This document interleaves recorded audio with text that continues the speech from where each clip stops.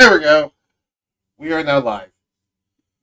Hello, everyone. It's me, Bugboy1014, and I am here with Foxwarrior and Cathanglass. Say hi. No. Hi. There it is. Hello. Um. Alrighty. So today we'll be reviewing. I took a 2-week vacation recently for the end of the year because we didn't want to do a Saturday stream on New Year's Eve and Christmas Eve. Christmas. It was both Christmas Eve and New Year's Eve that we didn't want to do a Saturday Mm-hmm. stream. So, I decided since we aren't doing the Saturday stream for those weeks and they're kind of holidays, I just decided to take the entire 2 weeks off, which everyone is fine with. In that, I wasn't doing any D&D things. I specifically said I didn't want to touch D&D. However, Foxwarrior here still wanted to do D&D. And he evidently worked on some things while I was gone. And I've been meaning to review them. I've been putting them on the back burner. I haven't been able to get around to it, but I figured I would just devote this stream today to looking over all of that. If that's fine with you, Foxwarrior. Yes, it is. Cool. But then, yeah, that's what we're going to be doing today. What was that, Kayana? Nothing. Okay. Alrighty then.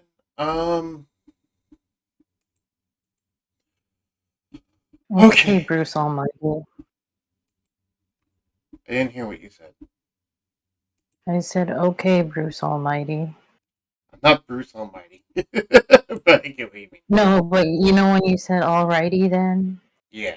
Oh, yeah. Alrighty. Alrighty then. Yeah, so that's right. Wait, no, it wasn't Bruce Almighty. It was Ace Ventura. Ace Ventura, that's it. All I know is it was Jim Carrey, I think? Yep. So we could just say it was Jim Carrey. That would still work. It was Ace Ventura. Yeah, I've never seen that film, so. By the way, I think we'll start with Power Word Freeze, which is I just went to handouts, references, spells, homebrew spells, and I just saw power. I'm just going down the list. Yes. Actually, you know what? Let me sort these alphabetically, so we won't start with Power Word Freeze. I want to sort these alphabetically. We'll go from A to Z. Skipping over the ones that we already had. Did he work on Aether Lens, or was that a different one? Was that me, or was that, I know you did Aether Storm, but for the duration, well, we'll just read Aether Lens again. Duration he sends. Oh, wait, no, this is the Detect Magic, but for souls. That's what it was. Aether Lens. Yeah, no, he didn't work on it, but he did work on Aether Storm. Okay. Aether Storm, 4th level evocation spell, available for wizards and sorcerers. Casting time, 1 action, range 300 feet. Components, verbal and somatic. Duration, instantaneous. I should say this right now. These spells are not homebrew, necessarily. Almost all of these spells that he added in are 3.5 spells converted for 5th edition. Because I recently opened Foxwarrior's mind up to 3.5 exists. And it has so much in it. And so he just wanted to add a bunch of spells in. I'm like, sure, I don't mind if you do that. Is that pretty much what happened, Fox? Or is there parts you remember different? Okay. And then, yeah. Anyway. A sphere of astral energy rips through at a space centered on a point within range. Rips through at a point within range. All creatures within a 25-foot radius sphere must make a Constitution saving throw. On a failure, the creatures are pulled 15 feet towards the center and take 68 force damage.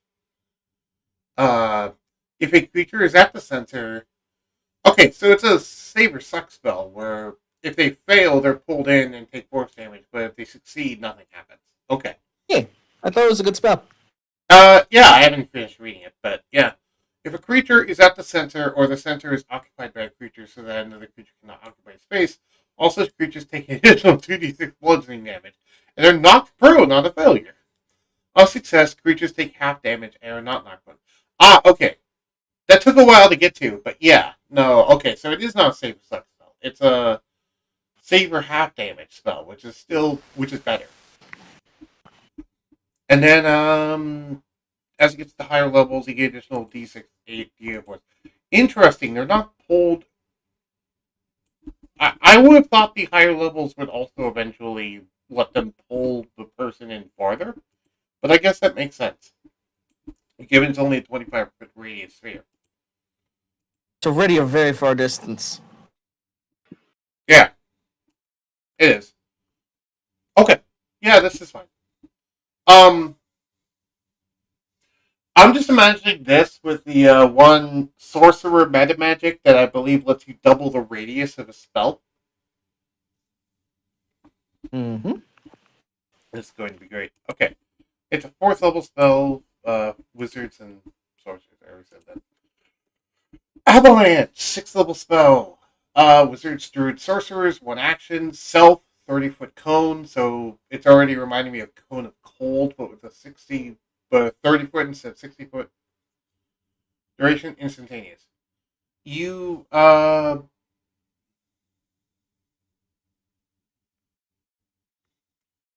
conjure snow from the air to push your enemies away and freeze them. Oh, by the way, I was fine with taking stone as it. Okay. In fact, let's make this visible to all players. The ones that I approve of, I'm just going to make visible to all players, just for reference. Sorry. You conjure snow from thin air to push your enemies away and freeze them. All creatures in a 30-foot cone must make a strength saving throw. On a failed save, a creature takes 78 cold damage and is pushed 15 feet away from you, and its speed is reduced by 10 feet for 1 minute. A creature that succeeds the save takes half damage instead, is neither pushed nor slowed. In addition, the ground with this cone becomes blanketed in thick snow, becoming difficult terrain for 1 minute. I would also think at that point you would actually have to worry about winter, or like at that point it would also count as snowy ground for the purposes of things like snowshoes. Meaning if you have snowshoes, you can ignore that difficult terrain. Because if you don't know, there is like there is rules for the shoes in D&D for actually like ignoring the traction laws of snow. Either way, point is, there's counterplay around this, but that means that they'd have to bring snowshoes into an area that doesn't have snow. Unless they just have like the boots of the winter where it's just naturally great in snow. But either way, point is, this is a very fine spell. I almost don't even feel it's worth 6th level. Like, it feels a little underpowered for 6th level.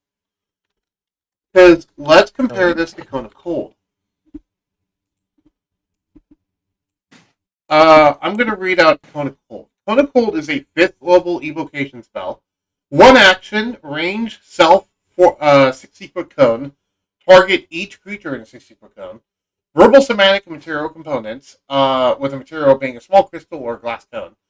Duration, instantaneous, class, druid, sorcerer, wizard. A blast of cold air erupts from your hands. Each creature in a 60-foot cone must make a constitution saving throw. A creature takes 8d8 cold damage on a failed save, has been a successful one. A creature killed by this spell becomes a frozen statue until it thaws. So, this feels like a less powerful Cone of Cold that adds difficult terrain, but is 1 higher level.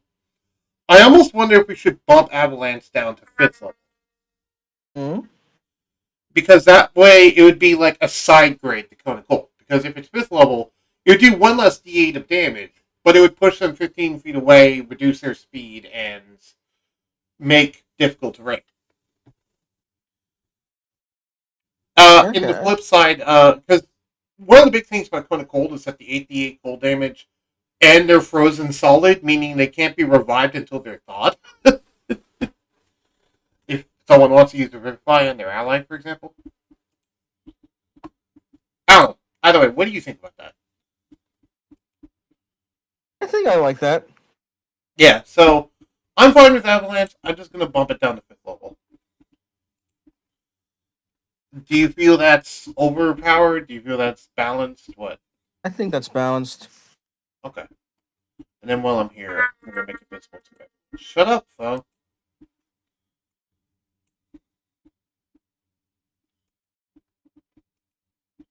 They changed the title as well.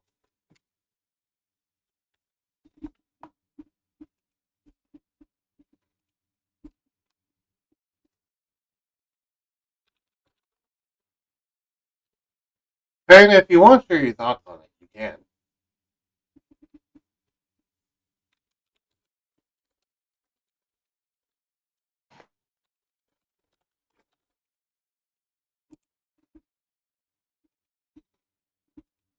By the way, moving on to the next one. Chill Metal. Now, I remember this is one that you talked about quite a bit, and you liked quite a bit. A manufactured metal object you can see within range. This is basically heat metal, but cold. The chill metal makes metal extremely cold. Unintended, non-magical metal gets no saving throw. Magical metal is allowed a saving throw against a spell. An item in a creature's possession uses the creature's saving throw unless its own is higher. Okay. A creature takes cold damage if its equipment is chilled equal to 2d8 cold damage.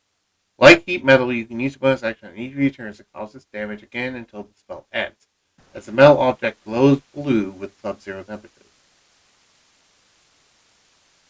What am I hearing? Huh. Weird. Oh, I should probably put on some background music, I just realized.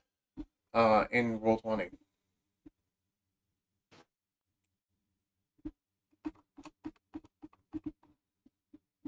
Maybe turn off that. Let me turn on...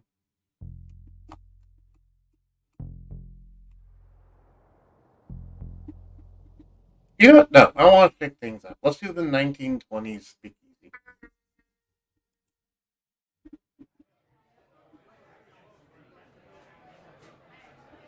There we go. For those of you who are Advent viewers who have been watching on Twitch, you will remember when this particular piece was used. It was only ever used once so far in the campaign, but I have used it. Yes, indeed. Actually, I think I've used it twice.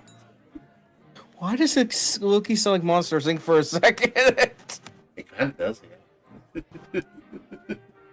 can hear the little D. Yeah. Anyway, metal objects glow blue and sub-zero temperature. If a creature holds it. Okay, I'm muting my phone. It's like, can you stop freaking doing messages? God damn.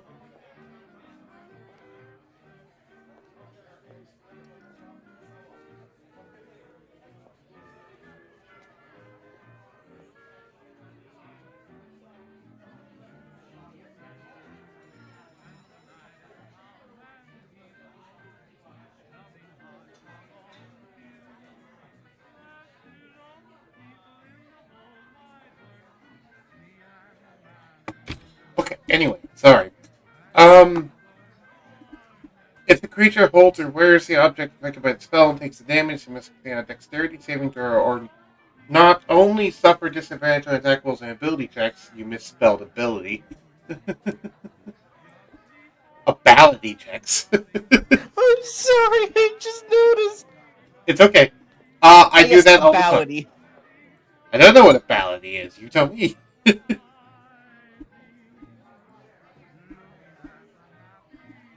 That's something.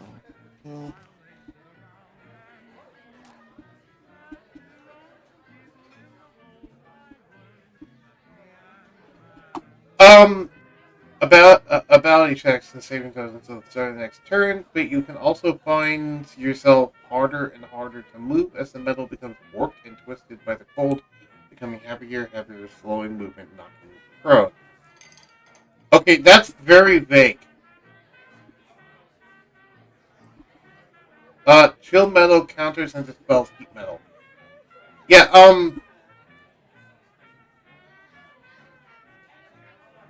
just the section of, but you also find yourself harder and harder to move as the metal becomes warped and twisted by the cold, becoming heavier and heavier, slowing to move in, not being thrown. That is very vague as to what that does.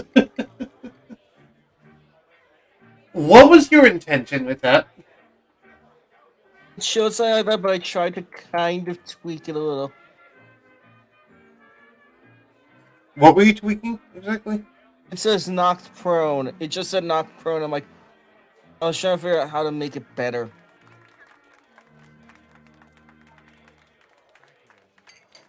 Well, I'm gonna fix the typo for a second, and I'm also going Thank to you. remove that section. What did the original spell do? Just flatly knocked you prone. Okay. Does heat metal have any other effect besides disadvantage on attack rolls and saving throws? Abilities, checks, and saving throws? I'll go check heat metal. Because if heat metal doesn't, then I don't see why this would. Not here, metal. Heat. Disadvantage on attack rolls or ability checks. Yeah, if it doesn't drop the object. So, until the start of its next turn. So, yeah, I wouldn't add in another thing. Otherwise, that'd make this a strictly better heat metal. True, and I want to make this a counter to heat metal. Yeah. Also counter to chill metal. It's the yin and yang of the metals. Indeed. Also, there's that other weird type out here, which I better fix that one.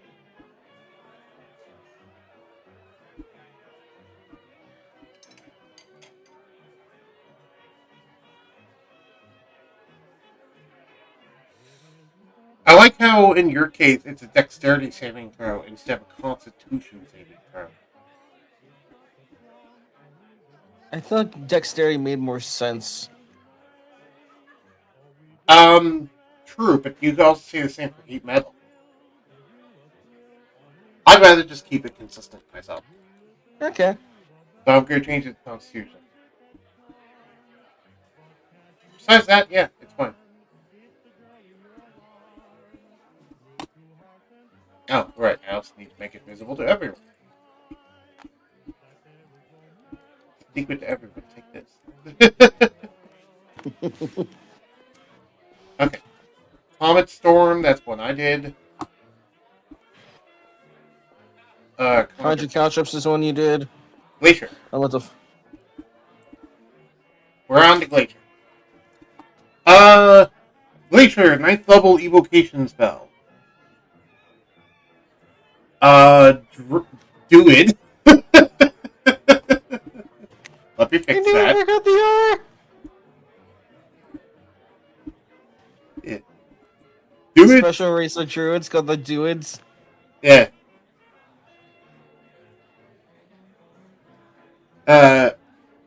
Druids, sorcerer, and izzards. Sockers. Sockers. Druids, sockers, and izzards. Oh my. Oh, that's funny. Anyway, you put your hand on the ground, you put your hand to the ground, and then spikes of ice blast out of the ground. And on the ground. And then instead of putting and, I go causing spikes of ice to blast out of the ground. Because that sounds a little better in my opinion, but that's just how I put it. So now I put as you put your hand on the ground, causing spikes of ice to blast out of the ground. Okay. All creatures in the cone. Wait, cone. Oh, it's a 150-foot cone. I didn't even notice that. I thought for some reason this is in a radius around you at first. Oh, I know what this is, I think, referencing. But I'll get there in a second. All creatures in the cone must make a dexterity saving throw. in the cone takes 15d6 cold damage and 15d6 piercing damage on failed save. I forgot this is a 9th level spell for a second. Or half as much as a successful one. If a creature fails the dexterity saving throw, they must make an additional strength saving throw.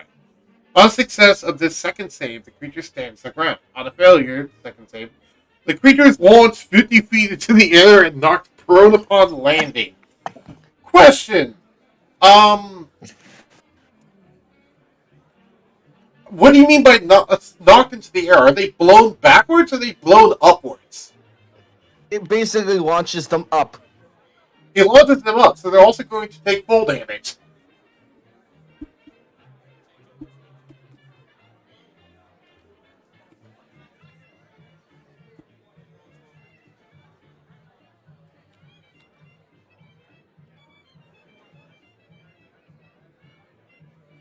So we added in, on the failure of the second saving throw, the creature is launched 50 feet into the air and knocked prone upon landing, taking 5d10 additional bludgeoning damage from the full damage.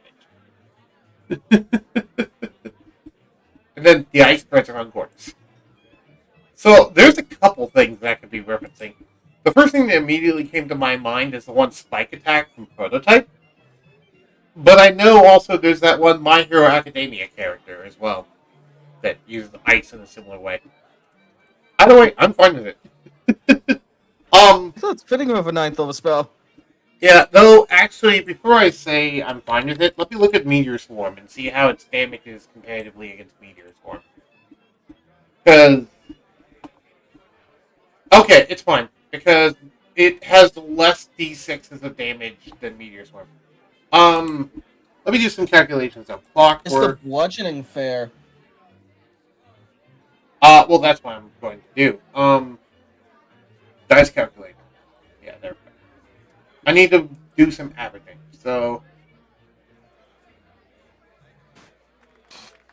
let's assume the worst case scenario. So 15d6 plus 15d6 plus 5d10.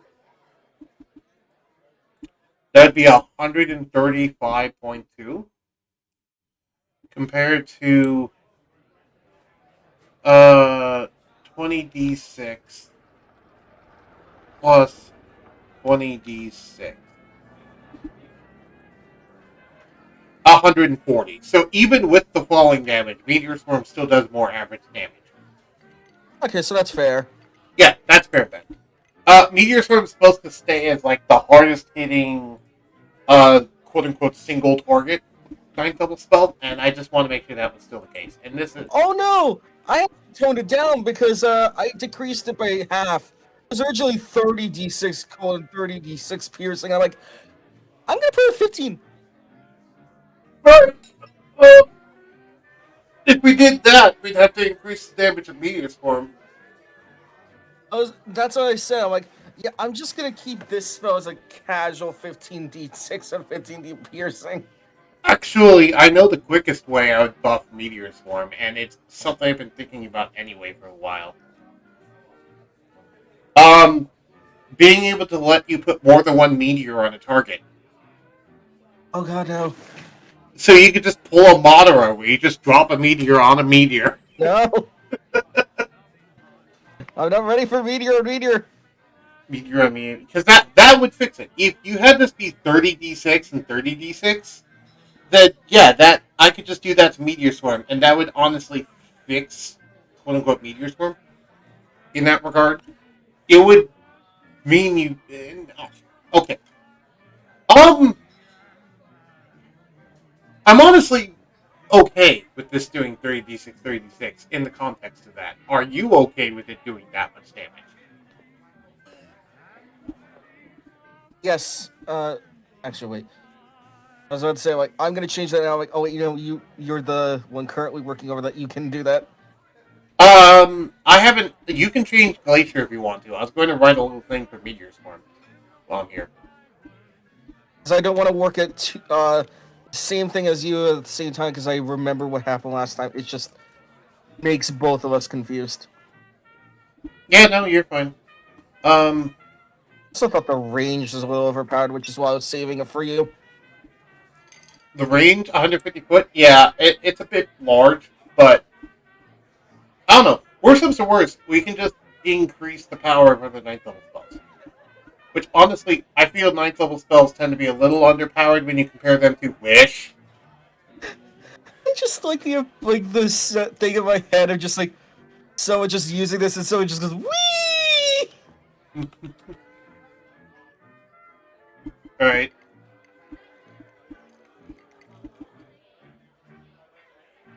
So originally it was just if you fail a dex saving throw, you or then like immediately launch in the air. I'm like, no, I'm gonna make it do the thing that you told me of with the dragon breath. If you fail one, you have to fail the other. If you fail both, then you're screwed. Yeah.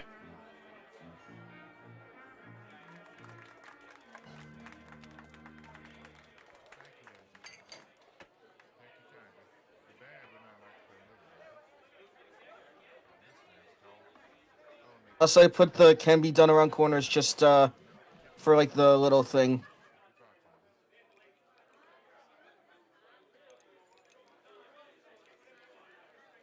So this time you can't go, oh, I hide around the corner to avoid it. Right. For reference, by the way, if you stacked all four you want to know just how much damage stacking all 4 meteors on one target would be.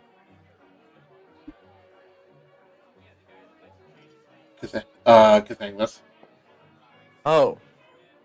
559.99999 damage. Because that'd be 80d6 plus 80d6. Fair.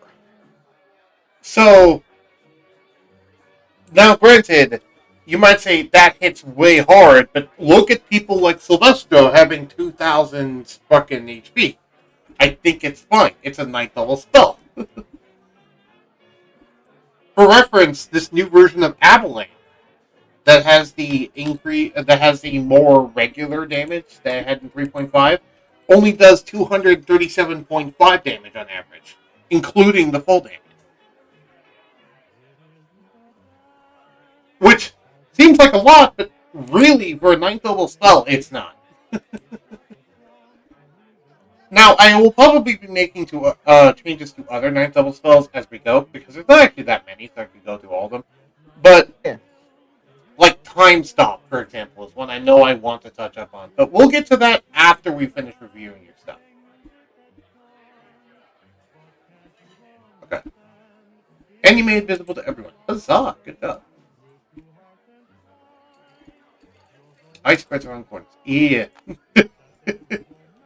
Also, did you hear about the recent commotion of Surtur suddenly rich in D&D? What happened? Foxwarrior suddenly became rich because he realized, wait, I opened a loot box outside the Ori Temple. There's now a dwarven metal galleon sitting there. Oh, right. And he went, more... I'm selling things. I should probably try to sell that. I just realized I could become more rich if I want to. Yeah, I know. I actually mentioned that to him too, is that you have a lot of that, but you just keep it in your hoard. And that your hoard actually has more treasure than most dragons. Currently. Listen, it makes you feel happy. It's an achievement I'm doing. Yeah. And I mentioned because of stuff like that, I might actually need to increase the amount of money dragons have on average. I have no gum. That's just... Okay, dude. Diana is evidently eating. That's the reason why she's on mute. Okay, so Glacier, yeah, I'm fine with it. Haboob! Here we go. I officially added Haboob back. Ah, so you don't want me to look at Haboob? No. I finished Haboob, and it's a thing for you. Oh, okay. So you didn't make it the whole 6th level spell thing? Ew. Okay. 3rd level conjuration, wow, you butchered the word available. Valuable. Available. Sorry, available. I'm so sorry. My brain is starting to kickstart today. It can't words. I know. It's fine. We have an autocorrect on D&D that's useful. Anyway, so for druids, rangers, sorcerers, clerics, wizards, and warlocks. So this is basically just excluding paladin. And it's also excluding artificer.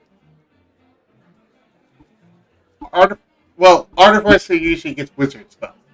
But yeah, you could just exclude. It excludes artificer, paladin, and technically bard, but bard has magical secrets, so really bard's never included. Also, I just low-key realized that I just misspelled avalanche. I didn't even notice because I don't remember how avalanche is normally spelled. Avalanche. Avalanche. Avalanche. It's the lunch that freezes your soul. The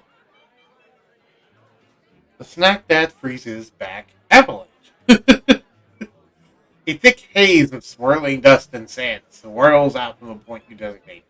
The effect obscures all sight, including dark vision, beyond 5 feet. Creature within 5 feet have half cover from any creature beyond. Further beyond has full cover. The spell extinguishes all non-magical flyers, though there's a 25% chance it will extinguish all magical flyers as well. So what, you have to roll a d4? I was just trying to transfer the official wording to 5e, and it was just hard for me to translate. You need this type of thing. I'm like, how do you chance die? Yep.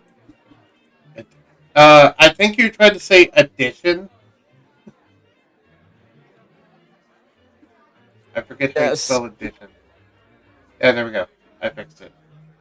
In addition, the spell temporarily blinds all those who fail a dex save for the duration. How many times do you have to make the dex save? Once per round. I forgot to put that in. Yeah. So I'm going to reword this a little bit. In addition, all creatures within the range must... So I cut it down from a range of 100 to a range of 30. We'll get there. It's dexterity? It's dexterity. I thought that made sense.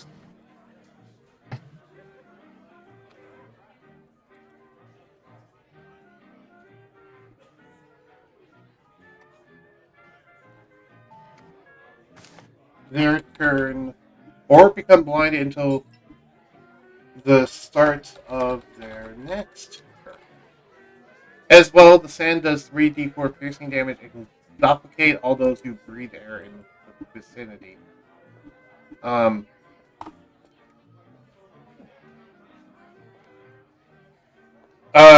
just put 3d4 piercing and prevents breathing.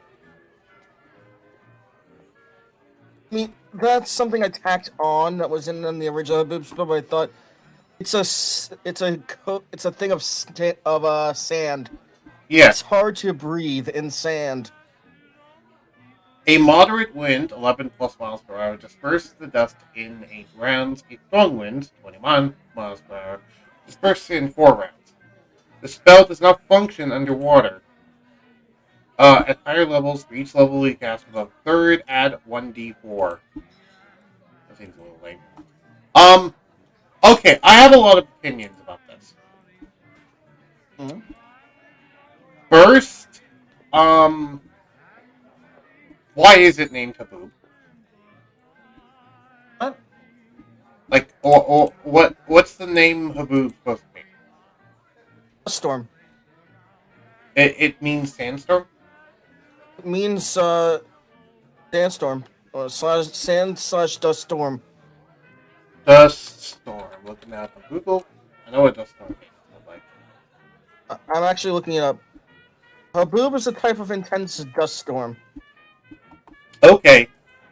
then this doesn't feel like a third level spell, or like it should be a third level spell. This feels like someone took a high level spell and chopped its legs off to make it a low level spell.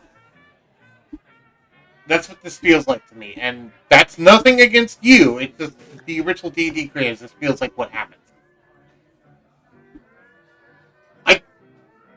I'm going to be honest. I feel that this one actually needs to be a bit overhauled, if that's okay. Yeah. I think I'm going to make it 5th level.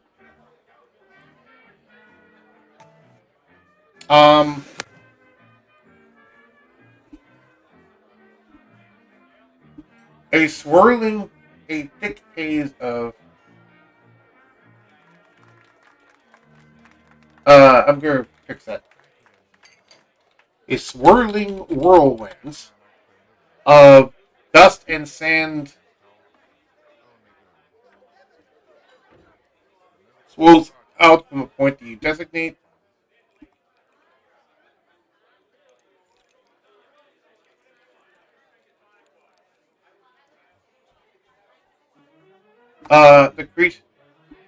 The effect obscures all sight.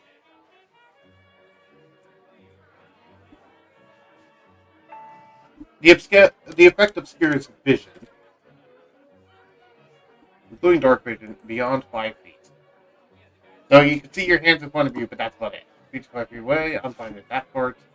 The spell extinguishes all non-magical fire. Uh, I'll just say it extinguishes all fires, magical or otherwise. Or because why put the 25% chance? Let's just make it fully extinguish all fires.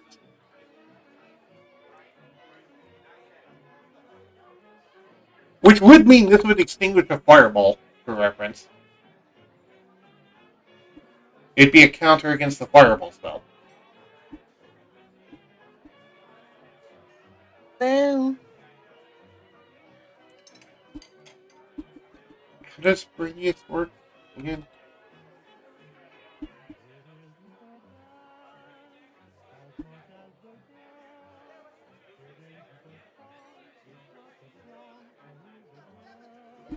Okay.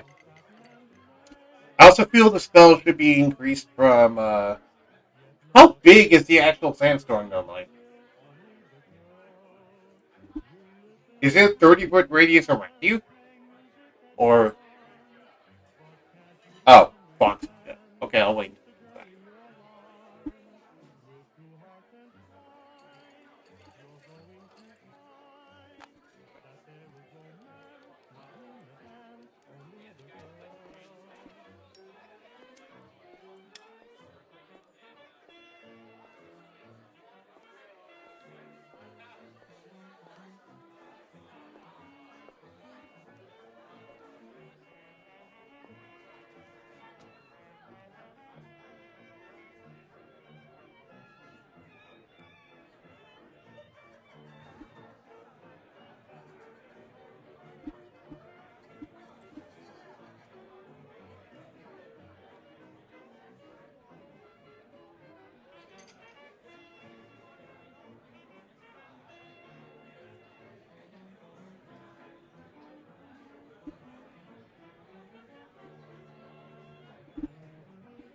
Starting to turn in the sands.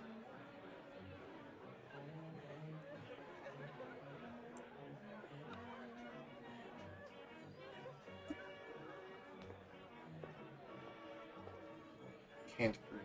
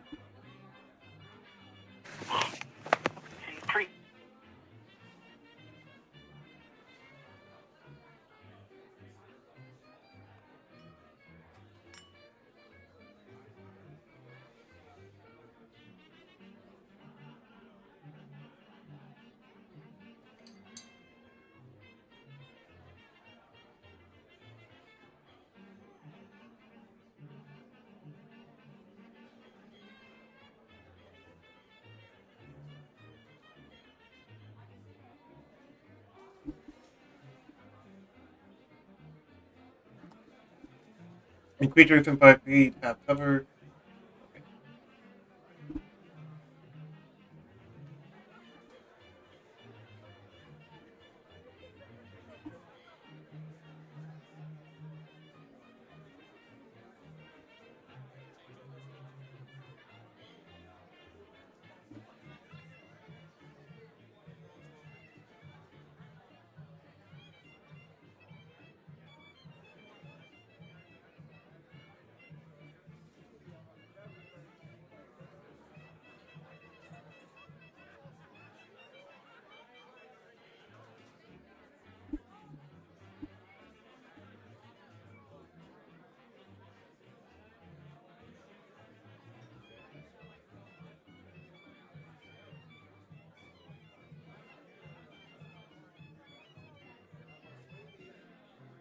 Okay.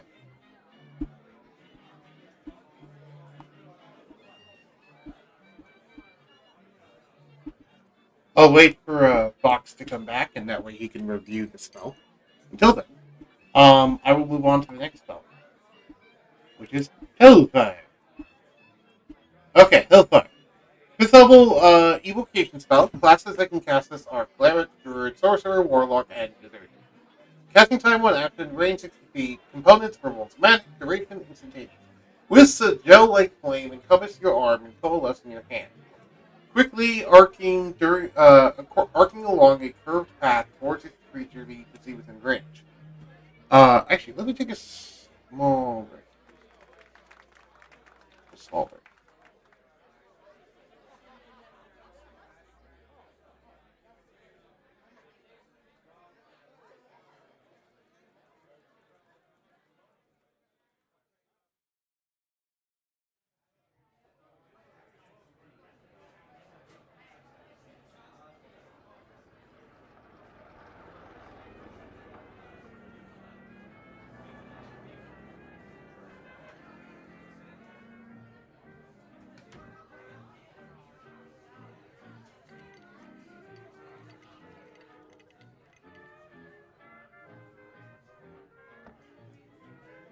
Okay, anyway.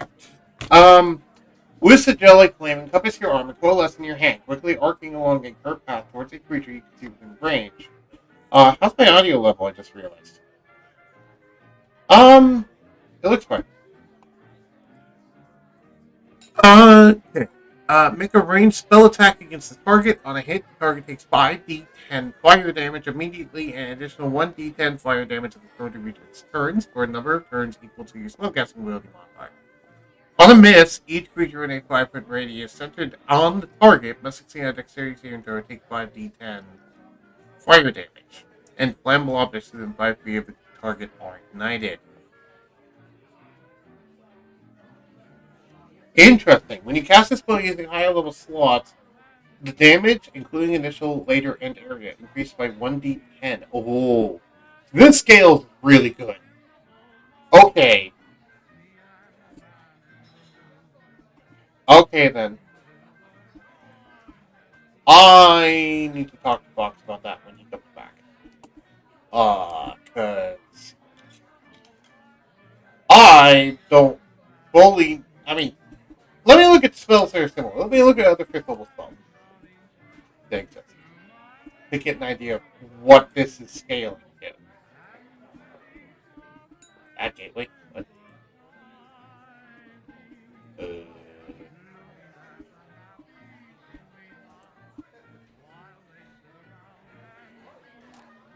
What's a good 5th level spell this can go against? Maybe Maelstrom? Let's see on ground fire water. Let's call it liquid spraying. Yeah, this does a lot of damage.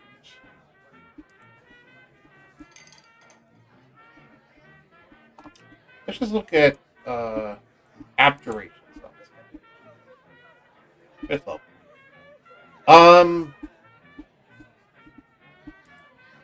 Is there not anything that I can easily look evocation? Maybe? Destructive Wave. Here we go. 5d6 Thunder as well as 5d6 Radiant or Necrotic. Ray of Frost. Oh, on a hit takes 1. Oh wait, no, that is that, yeah. Holy Weapon. Bad game, really?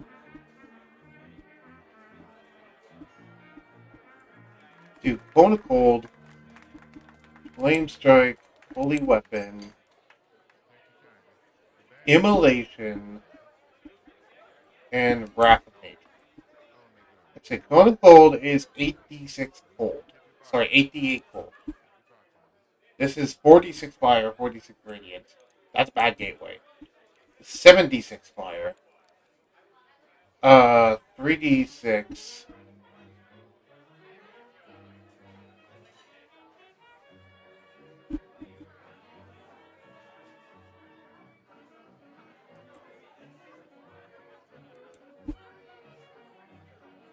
Wrath of Nature. Okay. So this would be comparable to. It would be almost arguably a better version of Immolation, but I'll talk to him about that.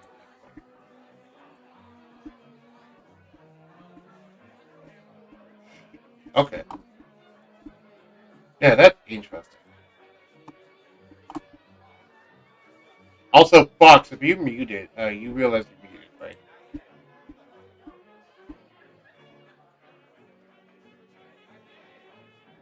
I think he does realize he's muted, yes.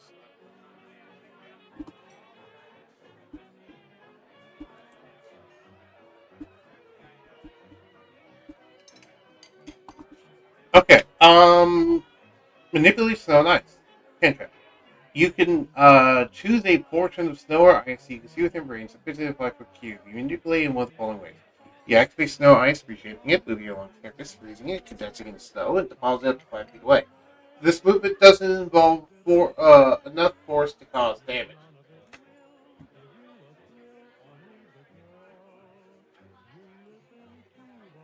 You can cause shapes, colors, or both to appear on the ice or snow, spelling out words, creating images, and shaping patterns. This changes lasts for an hour. If the ice and snow is targeted on the ground, it can cause it become difficult terrain. When using normal terrain, if it's already difficult, this changes lasts for 1 hour. One medium or smaller creature standing on the snow that you choose must be on a strength saving throw or have its movement speed reduced by 20 feet. Alternatively, one medium or smaller creature standing on the snow must make a strength saving throw or be thrown on the ground, knocked prone. If you cast a spell multiple times, you can have no more than 2 of its signs inspect. This is interesting just for the fact that it can cause someone to be knocked prone, but given it takes an action, that's not even that much of a big deal. So, I'm fine with that existing. Manipulate snow is completely fine.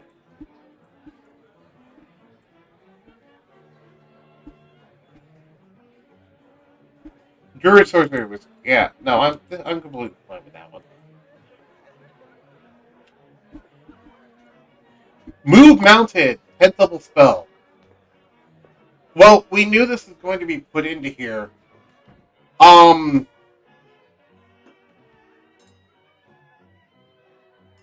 the question is, would someone be able to actually cast 10th level spells? I don't know.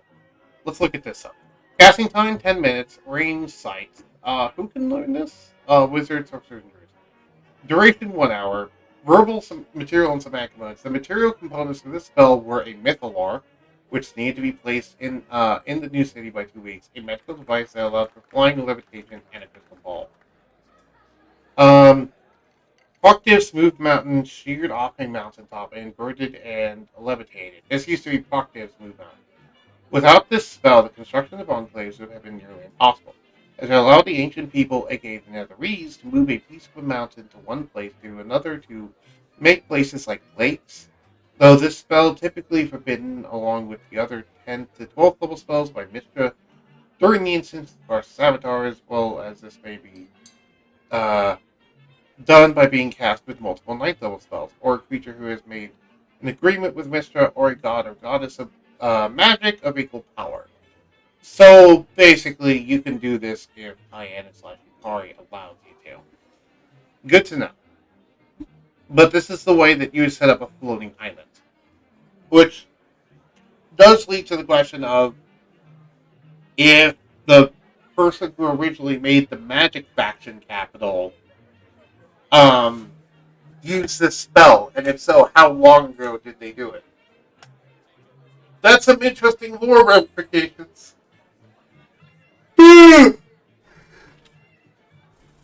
Oh, we'll see.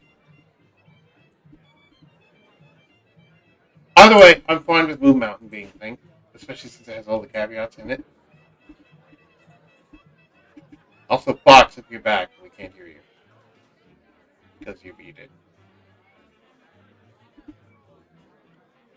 Power Word Freeze! 8 double evocation spell. Classic. Cleric, Druid, Sorcerer, Warlock, and Wizard. Casting time, 1 action. Range 60 feet. Components, verbal. Duration until dispelled. Let me drink some water.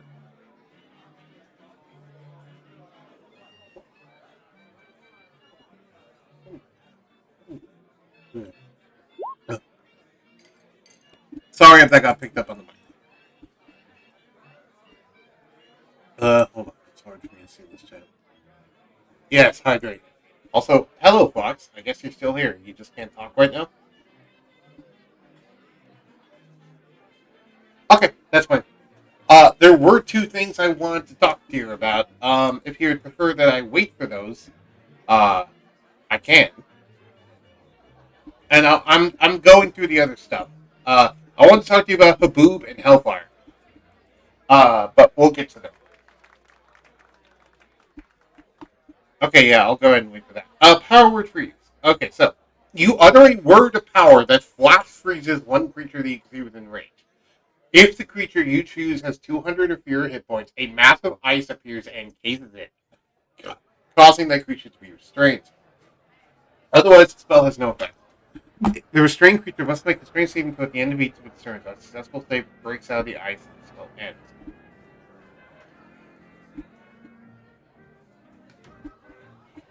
I would actually bump this up a little bit more and say that they not only count as restrained, they also count as petrified.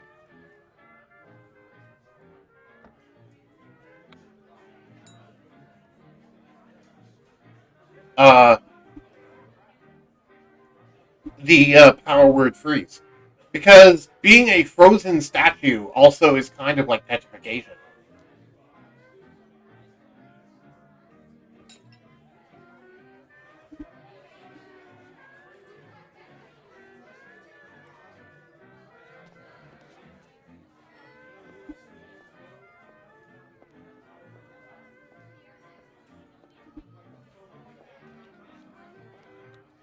Not only surrounded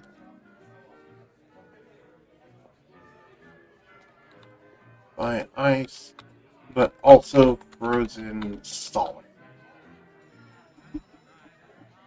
Yeah. Let me look at how it affects. Let me look at how petrification affects strength saving throws.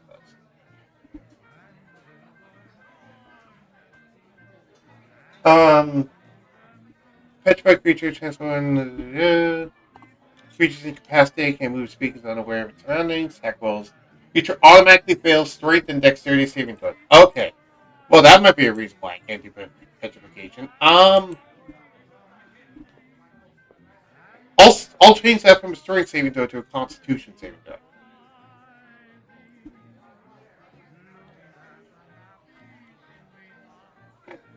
So at the end of the turn, or that way it's not just auto failing.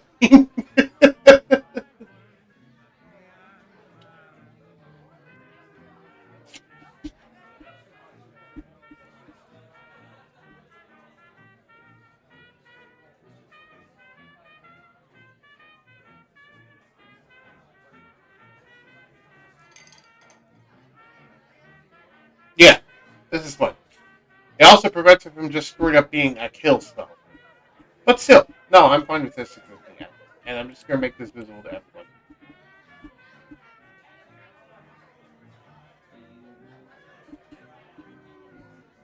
Yeah. Okay. Radiant Blast is new. Is old. Reverberation reverberates serpents Den? Is this new? This might be new. Oh, Serpent's Den is not new. Okay. Silk to Steel is one I did. Soul Snare, we already talked about that before. Summon Astral Beast. I think this is new. Yes. Okay. Second level Conjuration available for Soulbinder, Sorcerer, Warlock, and Wizard. Casting time is 1 minute. Range is 10 feet. That's surprisingly short, but I'm sure there will be a reason. Components: verbal and somatic. Duration: instantaneous. As you close your eyes and reach one hand out in front of you, you speak the astral words for beast and astral. Blue astral energy sparks from your hand and the surrounding area as a small dog-like form materializes in empty space within range. The astral beast has the statistics of a blink dog with 20 hit points. Okay. An astral beast remains with you until its hit points reaches 0 or you choose to release it as a bonus action. When you release it or it dies, it releases a flash of harmless astral energy and vanishes. You can only have one active blink dog at a time. Casting the spell again makes the previous blink dog disappear. The spell slot used for the spell is considered locked as long as the respective astral beast is in your service. When you take a rest, the spell slot is not stored as long as the respective astral beast is still in your service. Each astral beast still needs to eat, drink, breathe, and sleep. Okay. While your astral beast is within 100 feet of you, you can communicate with it telepathically, no action required, and do the following. Number 1. As an action, you can look through its eyes and gain any other special senses the beast has. During this time, you are deaf and blind with regard to your own methods. Take another action to end respect. I need water.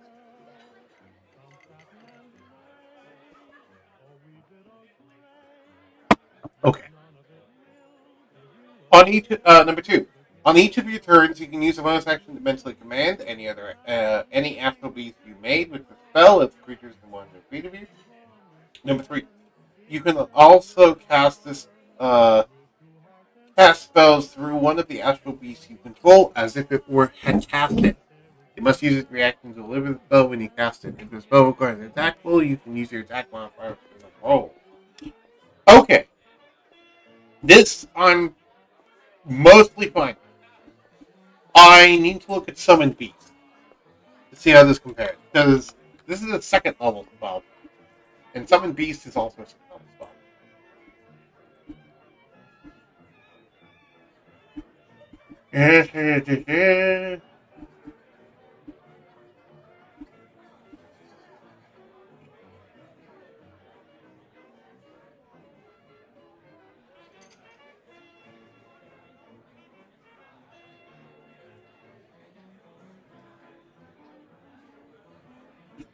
Something I did notice is that they don't mention anything about whether the Astral Beast shares your initiative count or not. Or if it has its own initiative.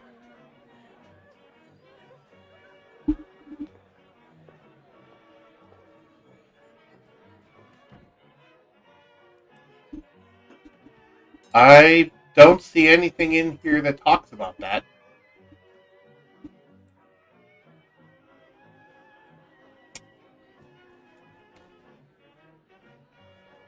But I would assume it would happen after your initiative. It just needs to be put in there, which I'm fine with. Creature resembles animals of your choice, and which determines certain traits. Just a hit points, but it takes a turn to me after yours. Elevates verbal commands if you don't issue the command. So this is more similar to Find Familiar, in that the Summoned Beast can just obey verbal commands, whereas this one, you specifically need to use your bonus action to mentally command it.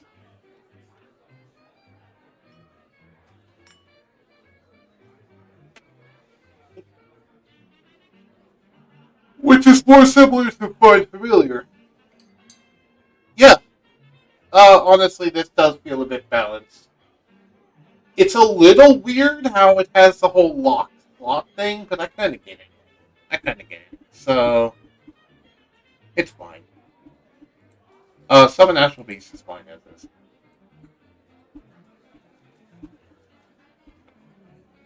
The only thing I'll mention about it is there's nothing for scaling up. I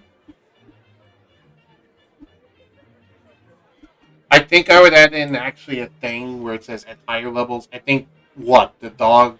You should either get more dogs or you should get a higher amount of hit points. Which would you rather have? Cathanglass? Would you rather have it where you get more dogs or you get higher amount of hit points?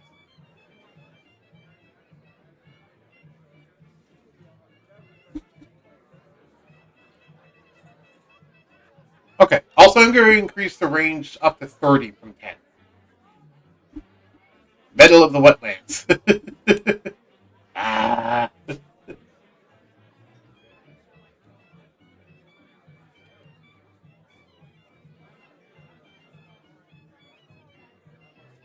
This spell using a spell slot of 3rd level or higher. You gain an additional beast for each higher spell slot used. Which does lead into the second ability, which says on each of your turns you can use spell as action to mentally command any astral beast you have made with this spell. Meaning that you can potentially command multiple beasts at once if you cast this with a high level spell slot. Which is part of why I want to do that, is because that's actually kind of a cool idea. It's like, use a 6th level spell slot, summon 5 of these things, and then just command all of them as part of one bonus action. Kind of a cool idea, I like that. Like summoning your own pack of dogs. It gives it a little bit better scaling than Summon Beast has, but like at base it's worse. So yeah. Yeah, I like it. Are you up for talking about Haboob and Hellfire? Yeah, I don't mean in voice, by the way. You can type in here, that's fine. Okay, so let's go with Hellfire first, because this is more the one I have some issues with. This is one of the few where I'm like, I feel this is very overtuned. So, I'll go ahead and read out Hellfire for the people that forgot about it. So, Cleric, Druid, Sorcerer, Warlock, Wizard. 5th level evocation spell. Casting time 1 action. Range 60 feet. Components purple and semantic. Duration instantaneous. With a gel-like flame encompass your arm and coalesce in your hand, quickly arcing along the curved path towards the creature you see within range. Make a ranged spell attack. On a hit, the target takes 5d10 fire damage immediately, and additional 1d10 fire damage during each start of each of its turns, for a number of turns equal to your spellcasting modifier. On a miss, each creature in a 5-foot radius centered on the target must succeed on a dexterity saving throw or take 5d10 fire damage, and flammable objects within 5 feet of the target are ignited. At higher levels, when you cast a spell using a spell slot 6 level or higher, the damage, including the initial, ladder, and area damage, increased by 1d10 for each slot level above 5th. This is a lot of damage for a 5th level spell. For reference, let's look at a very similar spell. Immolation. Immolation is a 5th level. Actually, I can pull this up in here. Immolation is also a 5th level spell that exists. Which I believe is what Hellfire turned into. Immolation says, flames wreath one creature that you can see within range. And it has a range of 90 feet, for reference. The target must make a dexterity saving throw. It takes 8d6 fire damage on a failed save and has to make a successful one. On a failed save, the target also burns for the spell's duration, which the duration is 1 minute. The burning target sheds bright light in a 30-foot radius and dim light for additional 30 feet. At the end of each of its turns, the target repeats the saving throw. It takes 4d6 fire damage on a failed save, and the spell ends on a successful one. These magical flames can't be extinguished by non-magical means. If the damage from this spell kills a target, the target is turned to ash.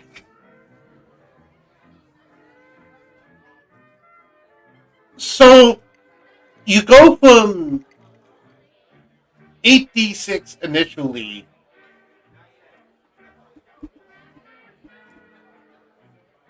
Okay, you go from you making a ranged spell attack roll to them having to make a dex save. It's 8d10 from 5d10. You do the damage at the start of their turns with Hellfire, and they don't get a save for it. Whereas here, it's at the end of the turn, and they can potentially save off of it again. And then, also, if you miss, there's just this area of effect thing that does more damage than Fireball. Because that could potentially mean it could hit up to 9 targets. Sorry, 8 targets. Also, it's a little weird that this doesn't make you glow, and also, why does it only set flammable objects off if you miss? Like, if you hit the target, why isn't it also setting off flammable objects then? It's very weird. But if we just compare the damage for a second and roll out all the weirdness, 5d10 fire damage plus 1d10 fire damage to the start of their turns that they can't even freaking save against is a lot. Because let's assume that you have a plus 5 to your spellcasting modifier. Because this is a 5th level spell, you likely have that by this point. That means they would take in total 10d10 fire damage. Which if we pump that into here, is 55 damage. No, it's fine. Fuck. I'm just kind of explaining my reason here. So, 10d10 fire damage. Compared to, let's assume, just for the sake of argument, that Immolation, they fail for the same amount of turns, so they fail to save 5 turns in a row. That would be 28d6 fire damage.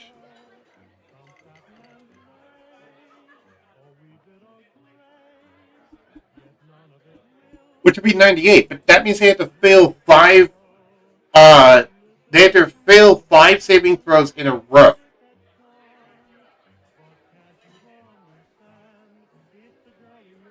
And however, that's not the end of it, because while that might seem like, okay, that's actually not that bad.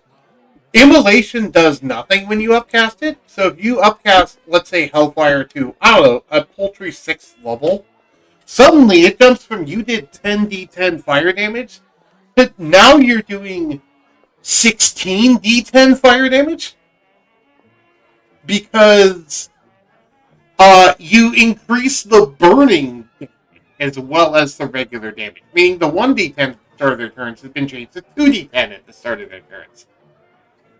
So, if you count the 5 extra turns, that means that they're taking 2d10 at the start of each of those. That's 10 instead of 5d10. Meaning that now it's 16d10 just for a 6th level spell slot. This scales amazingly, because if we look at that damage, that's 87.9 damage, which is nearly as competitive as an Immolation that they fail to save on 5 times. Yeah! And this is for the 6th level spell. That hits harder than a lot of 6th level spells. And it keeps going, because if you...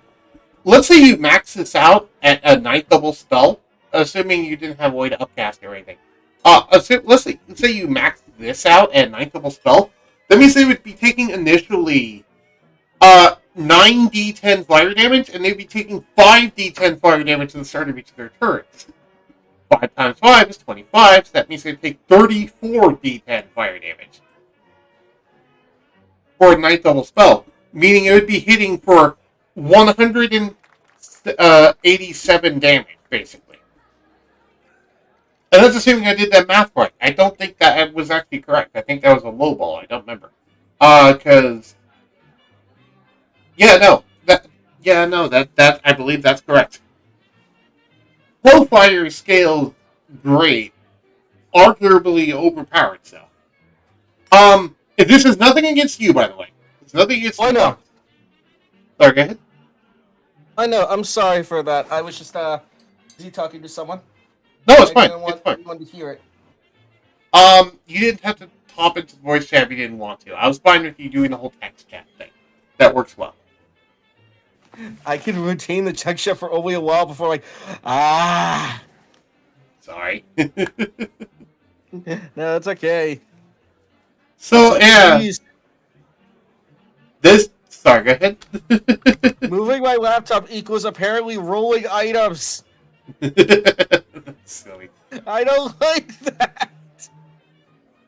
Now, granted, immolation is a little bit of an underpowered spell, I always felt. Never heard of immolation before, so. For reference, 8d6 fire damage is the same amount of fire damage that Fireball does. And Fireball's a third level spell, so I always felt. Part of why you never heard of immolation is it's kind of a crappy spell, I'm going to be honest. Oh, worse fireball? It's not exactly a worse Fireball, but it's close, and it's 5th level. This is not the equivalent of 5th level Fireball. But I feel like if Hellfire is supposed to be an improved version of Immolation, which I know it's not, but let's just say for the sake of argument, if you try to consider the improved version of Immolation, it overtuned it. And now it's amazing. I'm fine with Hellfire existing, but I think we need to tune some of the things down. No, it's immolation on steroids. Jeez. Yeah. It is Immolation on steroids. So, let's fix this a little bit. First off, I think... I think we should remove the whole autumn mist each creature in a 5-foot radius thing. Doesn't work. Because either that should be gone, or that should be applying anyway. You know, like, it should hit everyone within a 5-foot radius of the target. Like, Okay. I don't get why that only happens on a miss. That's what I don't get.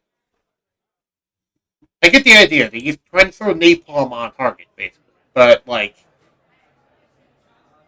I don't know. Instead of a 5-foot radius spear, I would just say that,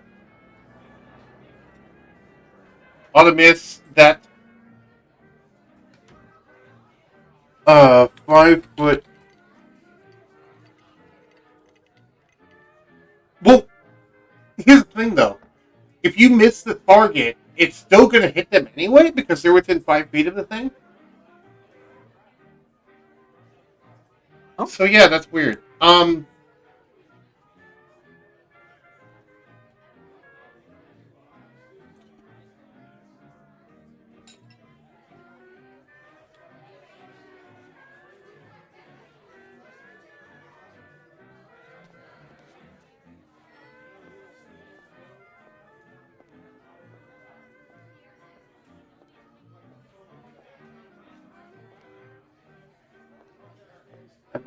Oil.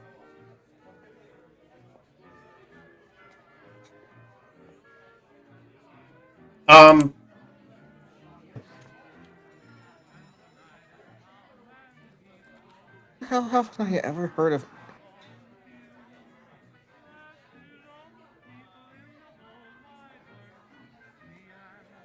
Dexterity saving throw or take 1d10 fire damage and Cathanglass.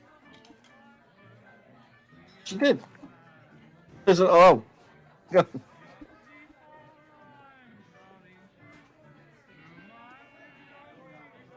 She said she'd be around if needed, and yeah, I didn't need her right now. But take 1d10. That's the other thing. I think we should reduce this down from d10s down to d6s. That's a little low at that point, but I mean, the fact that it's guaranteed fire damage and they don't even get saving throws against it. So it's balanced out by how much fire resistance there is in this game. Like, that doesn't suffice. Yeah, true. Well, then let's make it be 8d6 and 2d6, where it's 8d6 initially, 2d6 for the burning. And then that will happen for, let's say, 5 turns, because of the casting your casting modifier is likely a +5 by that point. I don't know, do you feel it should still be higher? It could still be higher. It could. At that point, though, I almost wonder if we should just retcon Immolation out of here and just replace it with Hellfire. Oh, also, the other thing on the whole Hellfire thing, Hellfire is available to Cleric, Druid, Sorcerer, Warlock, and Wizard. Immolation's only available to Sorcerer and Wizard. So should I restrict it? I'm honestly almost thinking we should just replace Immolation with Hellfire. Like, let's just make this a strict upgrade to Immolation. Just remove the original Immolation. You know what I mean? Also, while I was muted, I was just talking to my boyfriend, so... Cool, that's fine.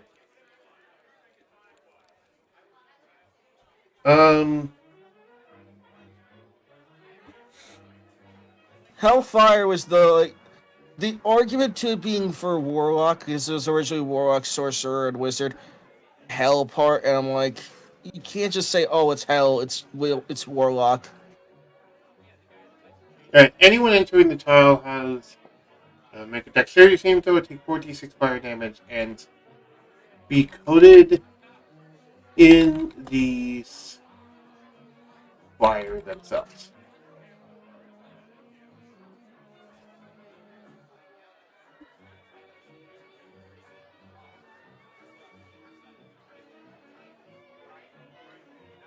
And then the burning target sheds bright light.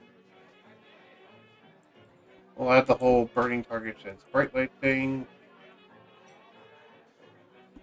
And then these magical flames cannot be extinguished by non-magical means. And if the damage kills the target, they are turned to ash.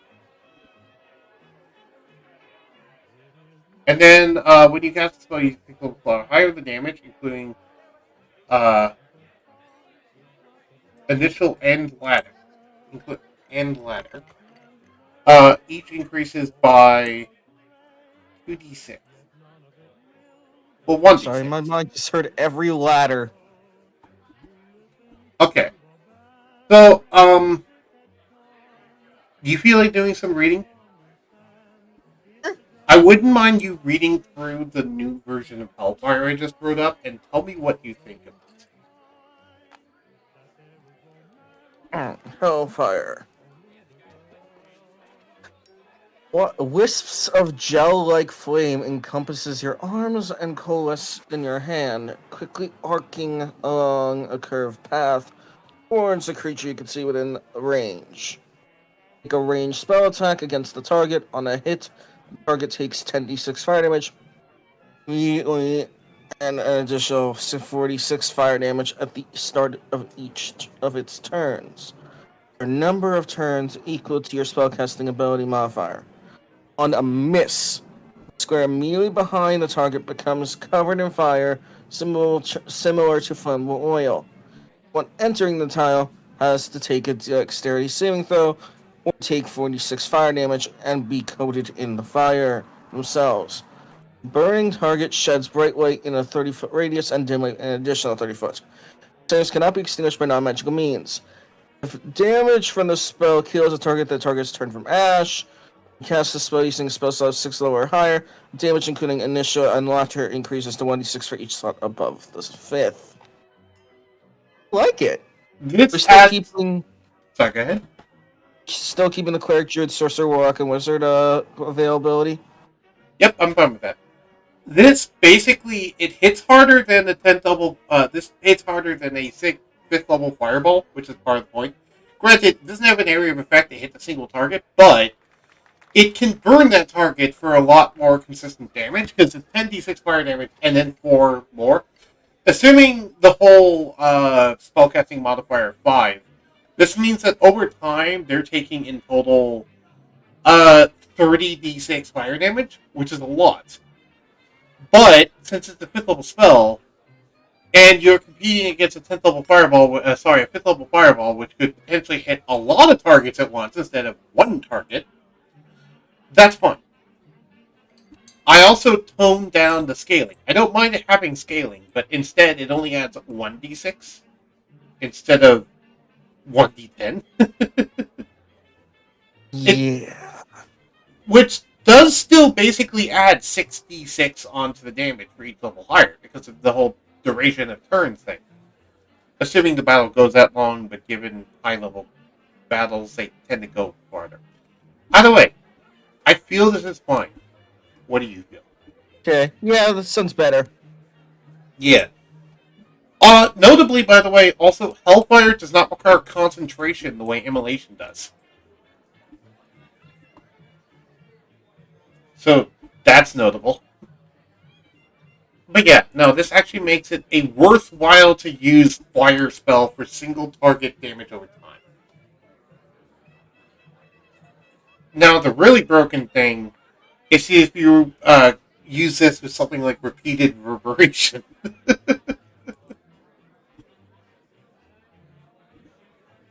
Yeah. Because if you don't know, repeated reverberation is a 5th level evocation spell. So if you burn 2 5th level slots, you could do Hellfire 3 times on a target.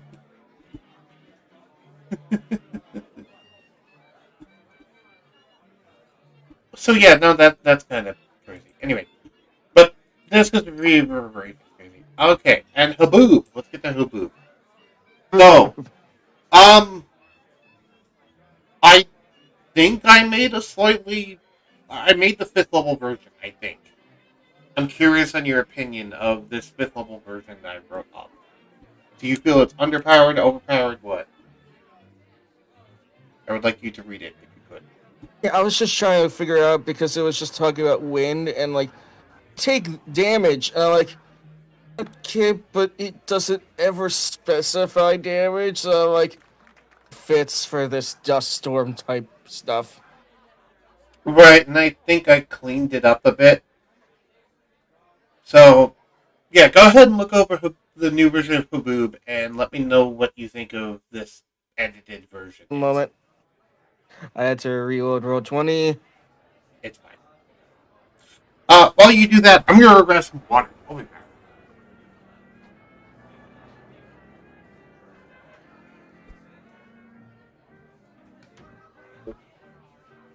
Well, I should grab my phone.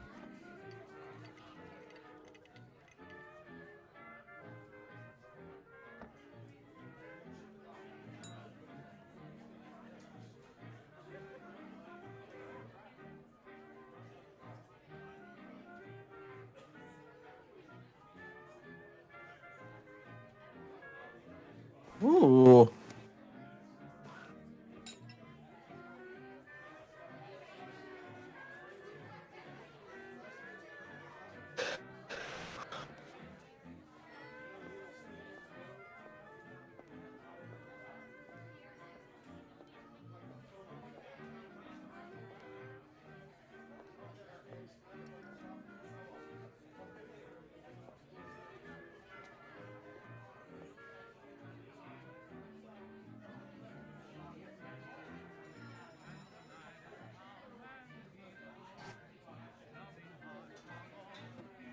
I am back.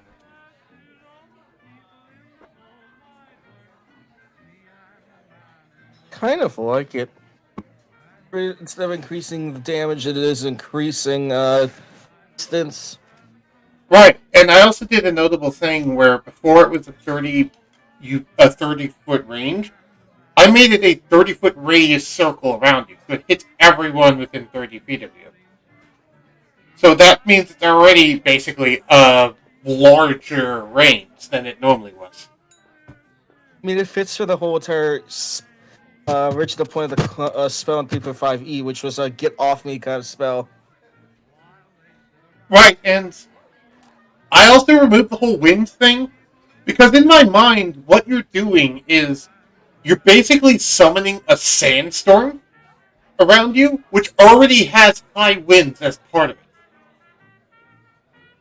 Because anytime we've seen a sandstorm depicted, it's like very high winds kicking up dust and sand and propelling them in a direction. And in this case, you're doing a sandstorm whirlwind where it's just spinning around you. That was my thought. Now I can't even dispel it easily. Yeah. Also, I added in the little flavor text of what it does underwater. I like that. Yeah, it's like it doesn't completely fail. It just summons a thin layer of mud. Mud could be useful depending on how you use it. Yeah, mud can be useful depending on how you use it. As you're basically just summoning sands that immediately gets stoked with water and just falls down as mud. You can do whatever creative use you want for it. And I figured that this isn't really meant to be a damaging spell. This is meant to be a debilitating spell. So instead of increasing the damage, let's just increase the range. And I felt 10 feet for every higher level slot was a good thing for that. Because that means that it actually scales pretty well. Because let's look at this in the best case scenario. Best case scenario in a normal game. That would be a 9th level casting of this. A 9th level casting of this would have a range of 70 feet around you. Everyone within 70 feet of you. Which, that's fucking massive. I forgot to ask if paladins would actually be able to do this. What paladins have anything to do with dust storms? No, druids make sense. This actually reminds me a lot of the dervish class from Gladius, which I'll send you images of them.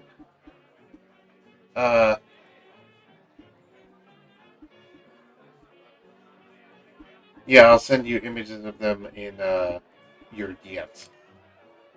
You can also see them on screen if you want to. These are what dervish look like in the game. And they had a lot of dust and storm-based abilities that meant on, like, swirling around and attacking you with double blades and swirling, all that sort of stuff, and lots of movement-based abilities. This reminds me of that.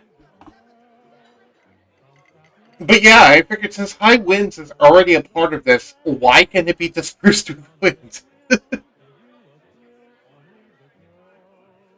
I don't know. I like it. I like it. I think it's a utility thing, which fits. Nice. Yeah. I just wanted your opinion on it. See if, like, I was just completely out of whack with that or something. So you like it as well? Yes, I do. Cool. Let me just fix some formatting things. There we go. Yep.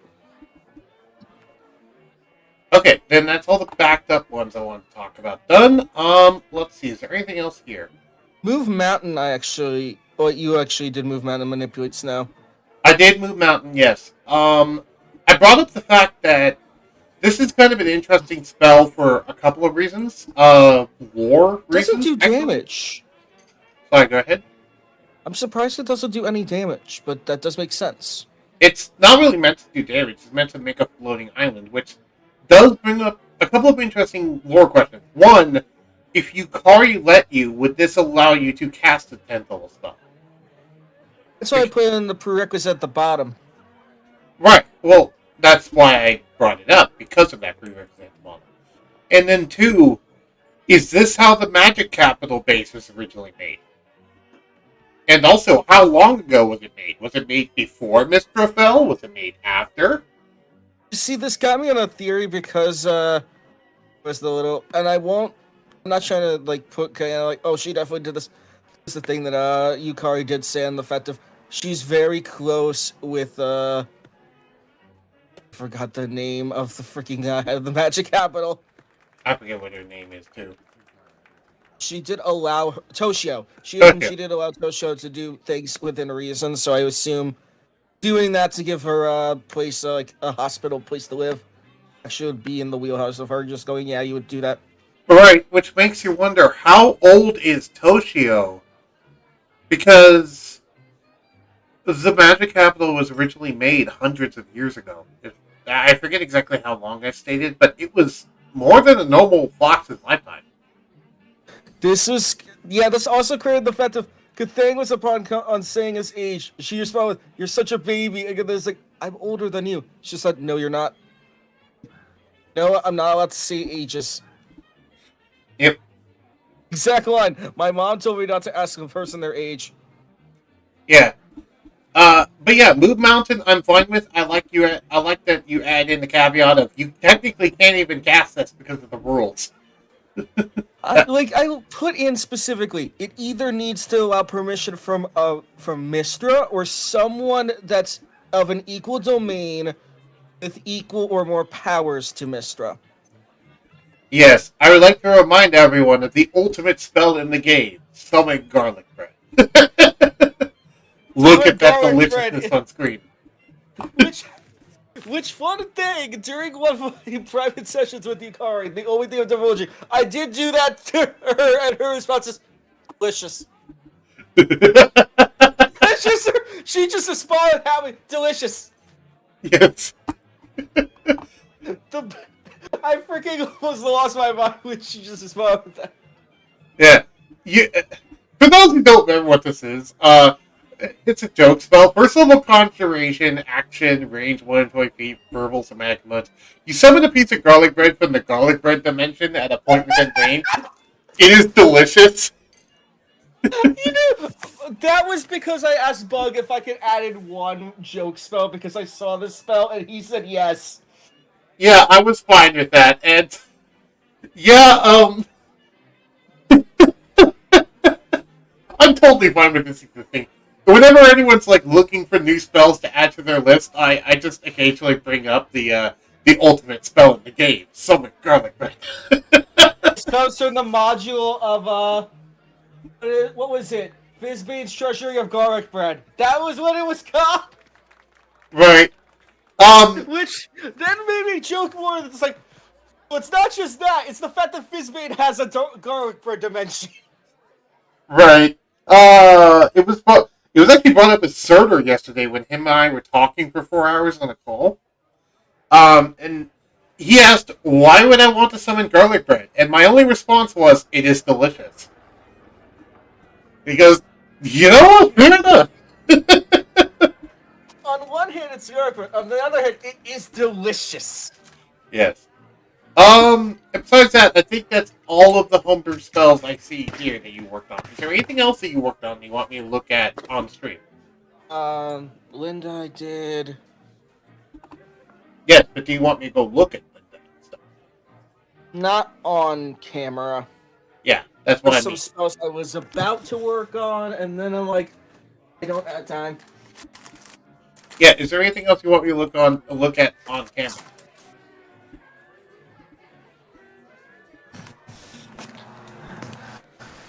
I think I'm good with the things I have right now.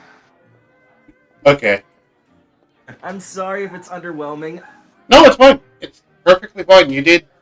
That was all extra credit, basically. Oh, don't worry. I will look for more within these days or weeks or hours. All depends on mood. Oh, trust me, we're fine. So, since we did changes to 9th level spells earlier, where we did Glacier and now Meteor Swarm, I kind of wanted to spend the rest of the stream just working on 9th level spells. If that's okay with you. Yes. Okay. Now, is this going to do the stupid bad gateway thing? There's currently a bug going on. Yeah. Also, I also need to remind myself that these new spells can be used by some of these new spells can be used by me as I am water soul. Yeah. Like Glacier, for example, can. I think manipulate snow and ice is just the way I saw this is like why isn't this a thing in D&D? Just as a casual, I just make little snow flurries. Yeah, which is why I was perfectly fine with it. Increase immense vulnerability, press the wall. We're going to be going through each of these one at a time. Gate, I've already changed. That's fine. Wish, I'm not touching. Wish is fine. Wish is good the way it is. Also, I'm letting you know, since I found a good image on Move Mountain, and I think you can agree that the image for good Move Mountain is amazing. Yes, I agree. Sorry if I was talking over that. But I'm gonna be putting that little prerequisite of, yet anytime I add a 10th or higher level spell, I'm gonna put that in the bottom of need to either have permission from Mistra or someone of equal domain and power. Right. And that's fine to me. They've changed time stop, polymorph. You could try and cheat it by having another 9th level spellcaster. Not Not, 9th level spellcaster, but and use a that 9th level even spell. that even isn't guaranteed to work. Okay. So the first spell. Is there anything else you want to say, or shall we move on to the 9th level spell? Shall move on. All right. The first spell I want to look at is imprisonment, which I think is fine as is because there's already a bunch of busted nonsense you can do with this. When's the last time you've looked at imprisonment? It's one of the most messed up spells in the game. Looking at it right now. Have fun. I'm just gonna. Yeah.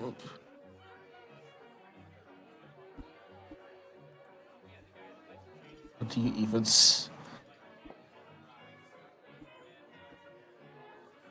There it is. Imprisonment. Yeah. Oh. Oh. Mm-hmm. This just went from 0 to 100. Lion Fang knows this spell, by the way. The fact that nobody uses this.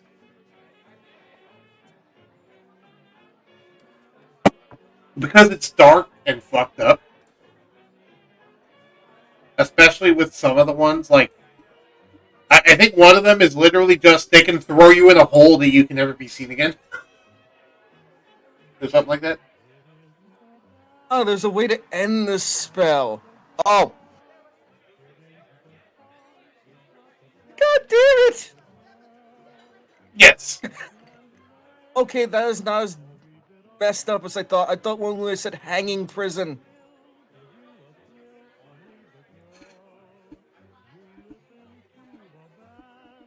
Why is it all these gems?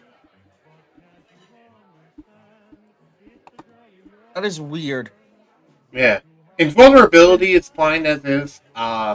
It already makes you immune to all damage. There's not much you can do. Unless you also want to add in, like, immune to all conditions as well, which is just kind of nonsense for invulnerability. Just get immune to all damage. Immune to all damage is fine. For reference, Lion Thing had this up at all times because of his Transcendental Bronze. And that's what you... Yeah, Sorry, go ahead. I got rid of it. Yeah, I know. You got rid of everything. To the point where you've actually scared Surtur into now prepping in case anyone does that to you, to him. I like how Cathanglass doesn't do anything but that. Puts fear into Surtur. Right, because Surtur's now in a situation where he can keep a lot of these buffs on permanently, and he's like, wait a minute, what happens if what happened to Lion Thing happens to me? Like I said, Cathanglass is powerful. He just doesn't show it via fighting. Alright, Prismatic Wall is perfectly fine the way it is. It already does monstrous damage. So I think it's fine. I might actually improve the damage a little bit.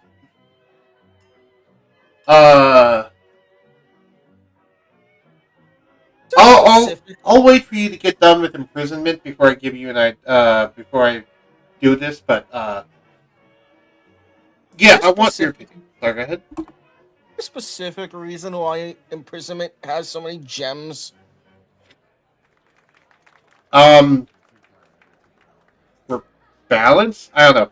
Imprisonment's kind of meant to be the whole catch-all for fictional curses, like Sleeping Beauty's curse or Rapunzel's curse. Or whatever. That's why the hedge prison is made from jade. It's a reference to that. Yeah, they're all supposed to be references to like fairy tale curses and stuff, and then it's supposed to be like a catch-all for like because implied in imprisonment is that you can make up your own things if the DM lets you. Actually, like that. Yeah, it's basically a super curse, is what it is. It's like Here's your 9th level version of curses. Gotta do what you want to at this point. Alright, so prismatic like wall. that. Sorry, go ahead. Like that. I like it too. So, And I know I moved on from imprisonment. Sorry. no, it's fine. Yeah, the power of rainbow spell. Prismatic wall. Yeah. So, I'm sorry, go ahead. I'm sorry, that's always what I'll call it from now on. Power of rainbow spell. Taste the rainbow, motherfucker. I call it one of the most nonsense spells in the game, is what I call it. And that's saying something when you also include things like imprisonment and wish. Because isn't there like a bunch of, like, isn't that the spell where you get, like, put in, like, make a wall between you and the person, and you have to do a lot of damage to even get through each wall? It's like, you basically need to solve a mini-game-like puzzle just to get through prismatic wall. And each of these smack you with different damage, I remember this. Right. The damage is actually relatively low from what I remember, though. Well, low compared to other 9th level spells. But anyway. Oh, that's why I know this one. D&D Shorts did like a thing on this, on how you can just send someone up and down through this. Which is not how that works. Because of how forced movement is implied. But anyway. Because, forced movement, if you're forced to, it's beneficially ruled, by the way, by the creators, that if you're forced movement to force through a prismatic wall, which falling would count as forced movement, you don't actually take the damage.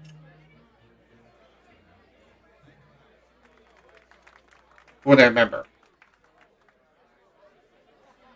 Because it says, the wall consists layer. When a creature attempts to reach it or pass through the wall, it does so one layer at a time through the wall's layers. As it passes, but it says when a creature attempts to reach into or pass through the wall. If you're pushed into the wall, that's not you attempting to reach into it or pass it. That's you being forced to go into it. Sorry, go ahead. I said, yeah, it makes sense. Yeah. Which does mean there's actually a really quick way around prismatic wall, and that's the fact that you can just push your ally through it.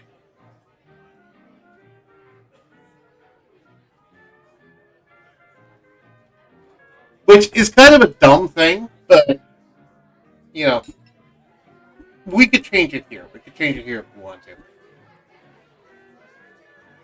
Either way, I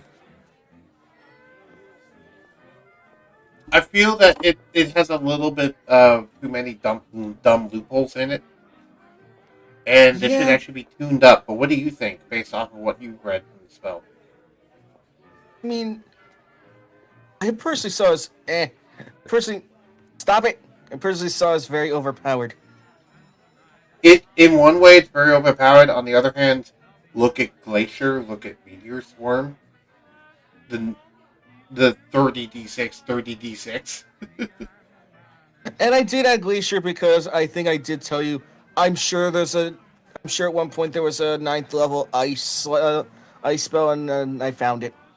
Right, and I mean, I made Comet Storm, which is a ice version of Meteor Swarm, but this fits as well. Now you have both of them. I didn't mean to go, oh, I could do anything with ice.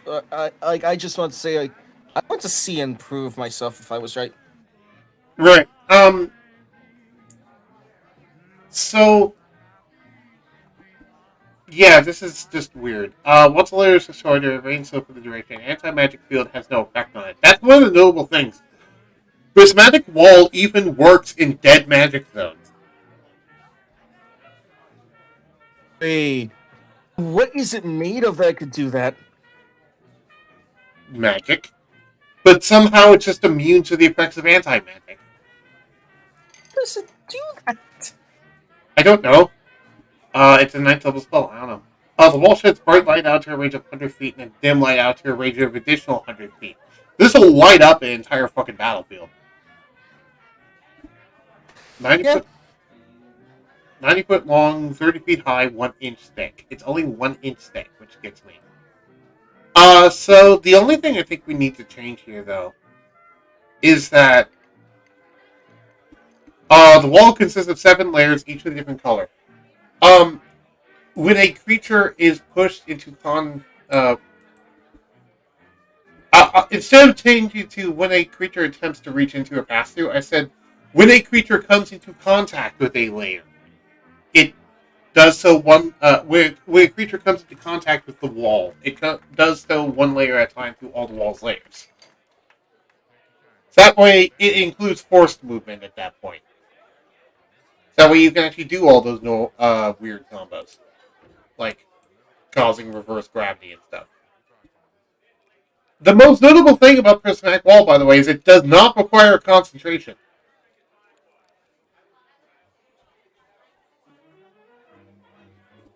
It doesn't. No, it does not.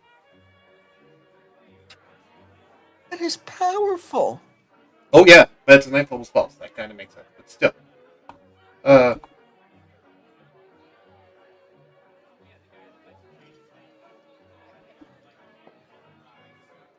one of the thing I've actually had a player do before is a dragon was trying to fly away with a particular person, so he just made a prismatic wall appear in front of the dragon as the dragon was trying to fly away, and it slammed headfirst into the wall and immediately died from the wall. Wait, really? Because the dragon took so much damage so fast that it just died. I believe it specifically died when it hit the indigo layer. It says, failed save the creature is strained, must then make a constitution save to the enemy to its turns. It saves 3 times, the spell ends. It saves, fails 3 times, it's permanently turned to stone. Yeah, so it was already very weakened. It burned through all of its legendary resistances by this point, and it failed to save, fell out of the sky, and then eventually turned to stone. Let's not break you. Yeah. It's actually very creative. Yeah, this is actually quite a good spell in that regard. The only change I would make is this section right here.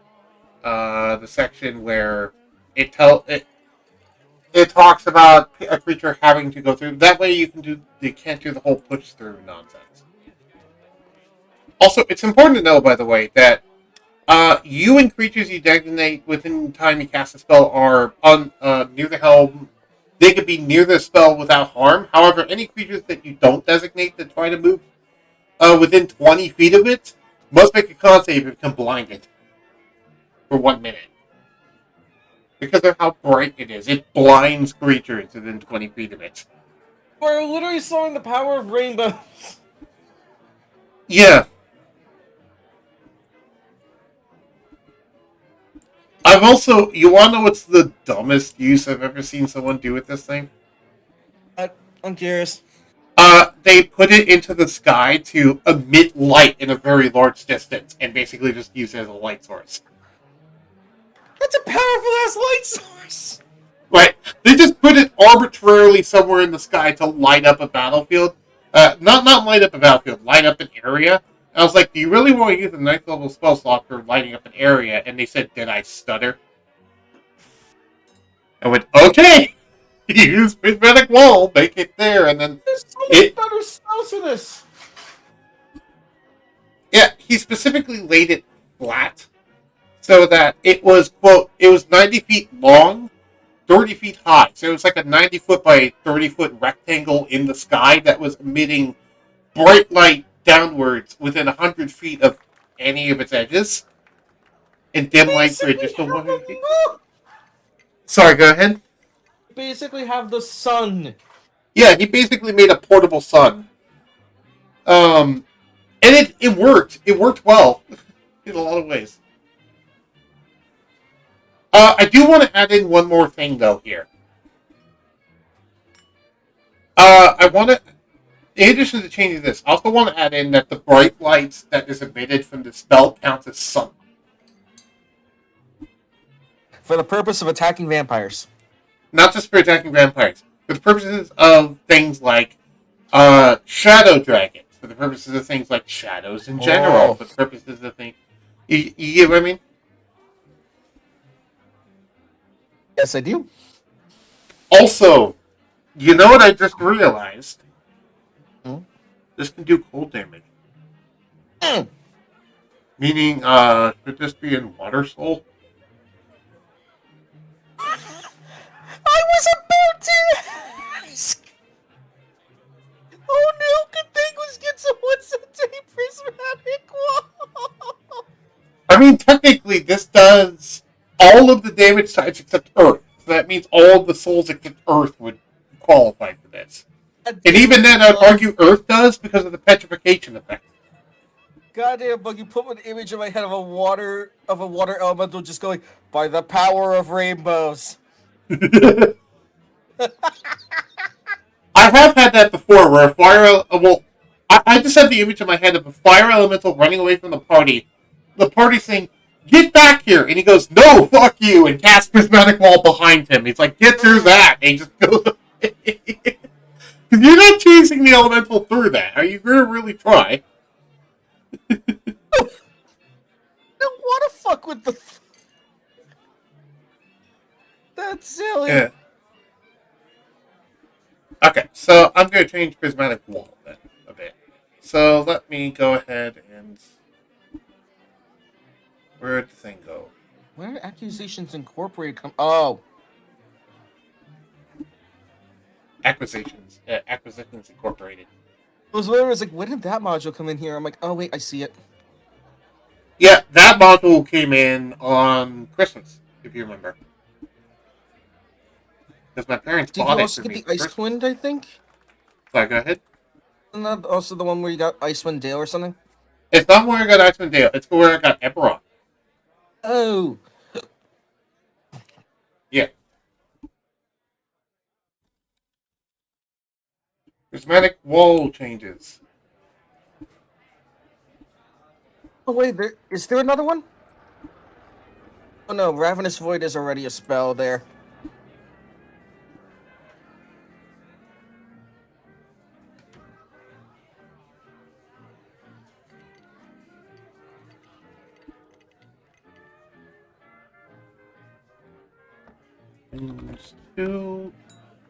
Could you do me a favor and go ahead and go into the Epic Boons and add Prismatic Wall Putting it in to the all Epic of them? Goods. How did... Sorry, go ahead. I'm putting in all the souls. Thank you. Just in... Alright, and while you're doing that, I'm doing this. Also, it's bright light down to a range of 100 feet.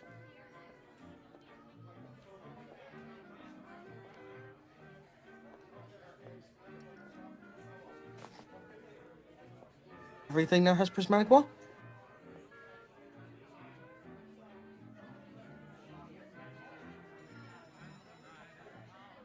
Thank you.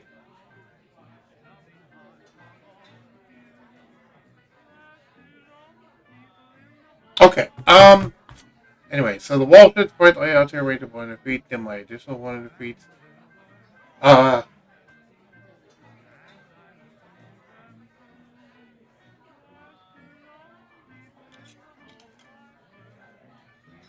The bright light emitted from the wall counts as sunlight. Because there's only one spell in the game, I believe, normally, that actually emits sunlight.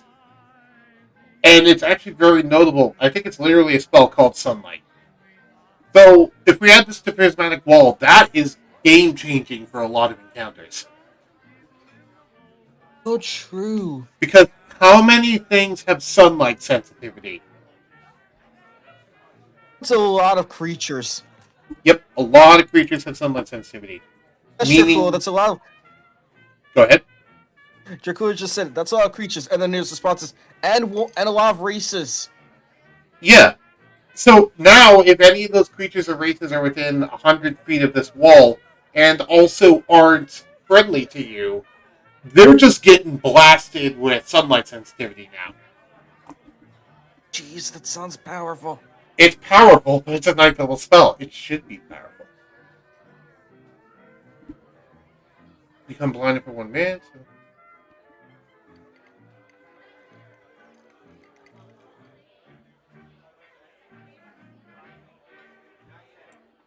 Every spell that's 5th level or higher gets on the once a day thing. I believe it was 6th level or higher, wasn't it?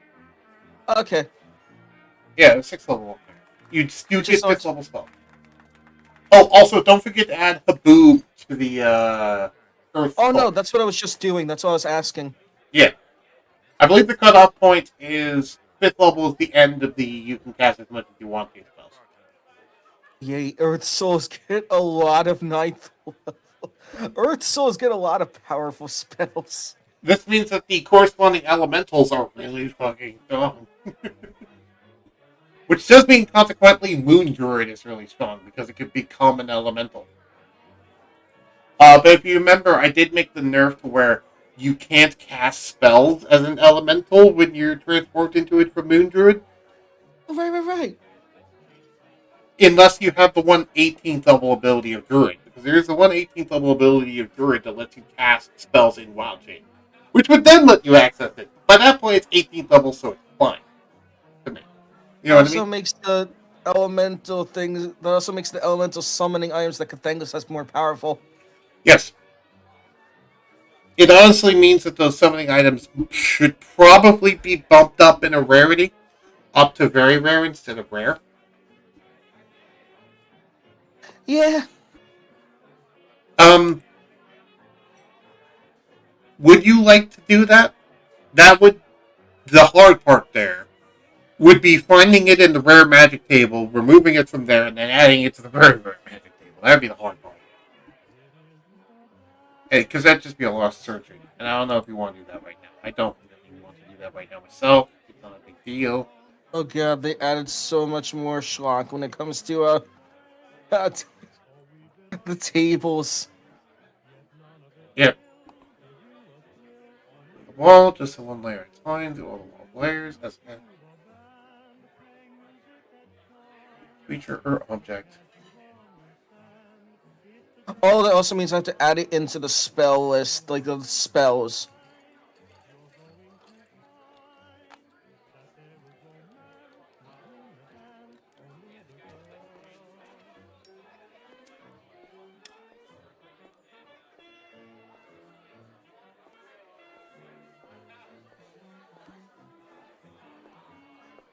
I also add in a little caveat. The 7 layers thing also happens if you try to teleport through the prismatic wall. Because that normally wasn't a thing. You're allowed to just, Misty Step through a prismatic wall. But now, no, if you try to do that, you're hit with the 7 layers one at a time. Oh, yay. Yep. Go the wall's layers, pass through each layer, defeat the... Aether Storm counts as Earth Soul because of the Force. Also, I'm removing the dexterity saving throws for being affected by the property. The creature or object is affected by that layer's properties as described below. So, there's no saving throw for being whether or not you're affected by the properties. You just are affected by the properties. Anyway. Aether Storm just an Earth Soul, or would it be any other thing? Oh no, it's just Force and Bludgeoning, so it's Earth. I will answer when I'm back. I need to be right back. Okay.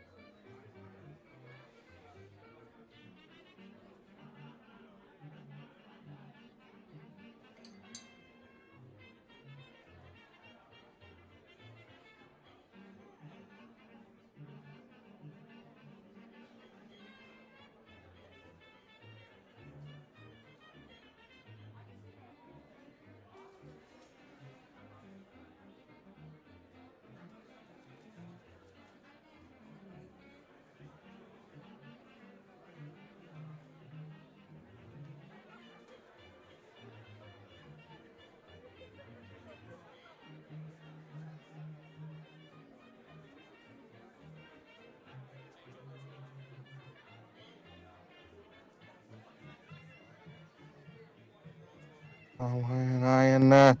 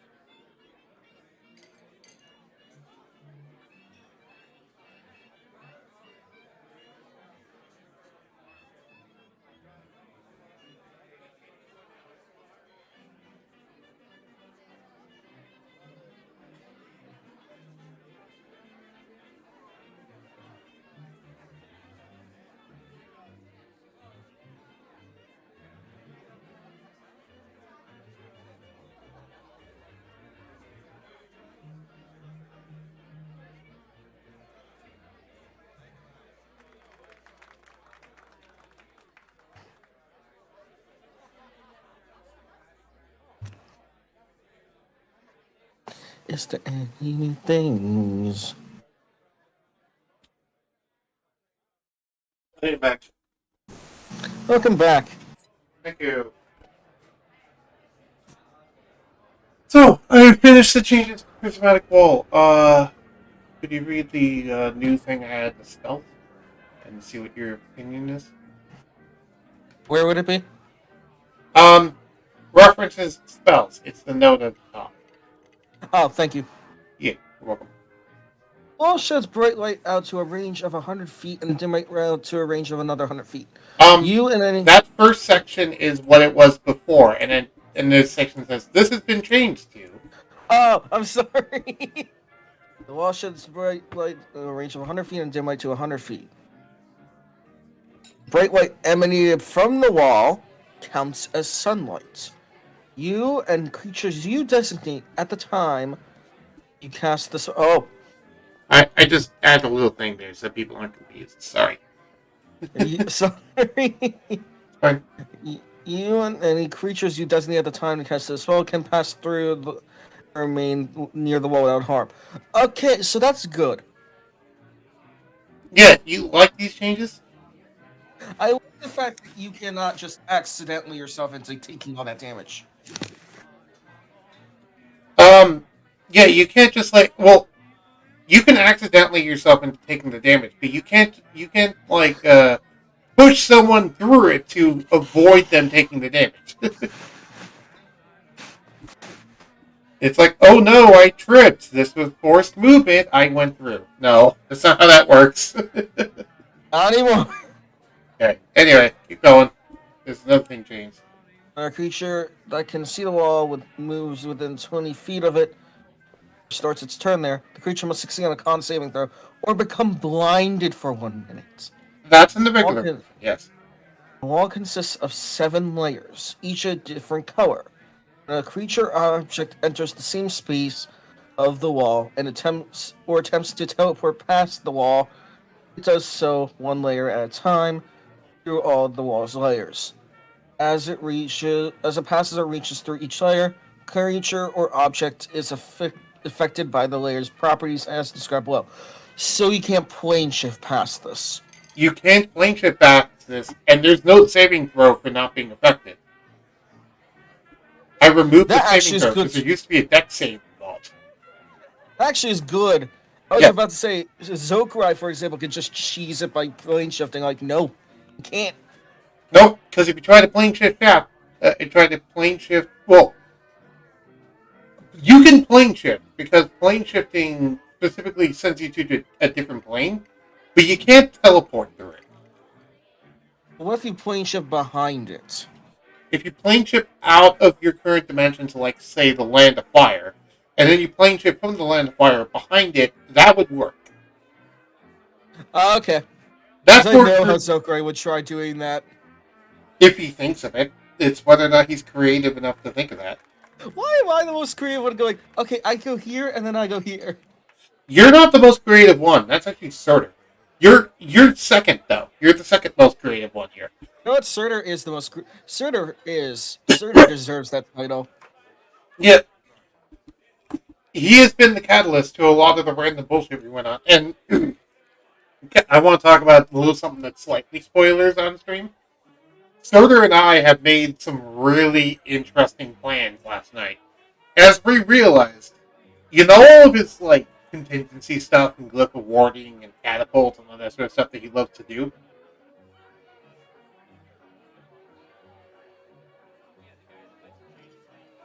Yes. Imagine if you guys were going to like infiltrate a dungeon of a villain, but that villain was secretly an alternative version of Clockwork that had set up the dungeon specifically to repel you all with the amount of nonsense that Surtur does. Yeah. Imagine like you enter this dungeon and every single tile of the floor, ceilings, and walls are just covered in glyphs of warding that all have various effects, specifically built to counter your party. I think Who I would said you this ever once. go through there? Sorry, go ahead. I think I said this once, but I'll repeat it again. I'm glad that Surtur's on our side for things like this. Right, and I actually made him the offer. Would you like to be a villain in my campaign? Would you like to actually play as a villain in my campaign? He says, I'll think about it. I might do it at some point. There might be a future where there's a very competent villain and it's secretly being run by Surtur as a player. That's going to be fun. I'm not going to spoil when it happens. It's going to be something talked about with him and my DMs, but still. Look forward to that. There might be a super tricky villain. I don't know. What do you think of that idea? I'm okay with it. Yeah. It's like the CinemaSins thing of, I'm okay with that, and I'm not okay with that. I personally like the things that get me to think on my feet. Right. But imagine, like, for example, let's just take, like, a villain from, I don't know, pick a fictional universe, like a villain that the heroes normally are able to beat, like Ganondorf, for example. Imagine Ganondorf from Legend of Zelda. Except he made everything specifically so Link can progress, so, like, when Link wakes up in his room, he just finds the doorway is just cemented shut, so there's no way out of his room. What are you supposed to do? Exactly. Well, then you have to become equally creative. Right. And, if you activate that, you activate my inner creative side. I'm like, okay, we have to do this, this, and then this. And we need a bucket. we need a bucket. We need a bucket! I have an Bucket's idea to the get most around this, but we need a bucket, 10 feet of aluminum, and a lot of oil. Just that freaking thing. Oh, that's silly. I like it. Anyway, let's move on. So we did Prismatic Wall. It's now done. Storm of Vengeance. I am lightning the rain transform. Okay. A churning cloud forms, centered on a point you can see, and spreading through a radius of 360 feet.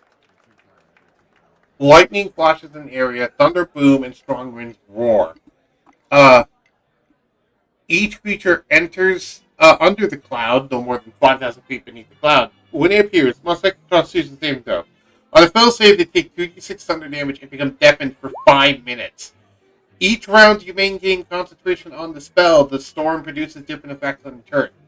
2. Acidic rain falls from the cloud. Each creature and object under the cloud takes 1d6 fire damage. 1d6 acid damage. 3. You call 6 lightning bolts from the cloud to strike 6 creatures. Okay, I'm going to be honest. A lot of this feels a bit underpowered. I said what I said. I didn't see what you said. Let me go see. Read the messages. I will read them. My thing is bugging. Roll 20. I'm sorry, are we buffing Shad more? Yes. Yes, we are. Because that's directly a spell that he outright uses a lot. Yes. So, first off, Storm of Vengeance, the range is fine. I'm fine with the range of 360 feet radius. Is radius a point from the center, or is radius like the whole thing? I forget. I mean, the way I saw it is, I always thought you were the eye of the storm. No. You're picking a spot in sight range. A straight line from the center to the circumference of the circle is straight. So it is, yeah. So it's a 360-foot radius around the point that you choose. So it's fucking massive. As we saw in the other session, it covered the entire screen.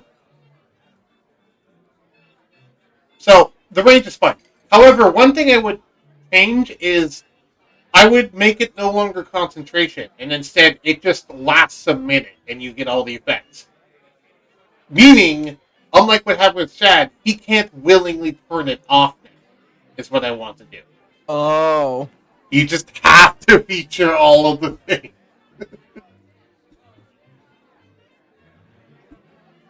Let me start making this note. So,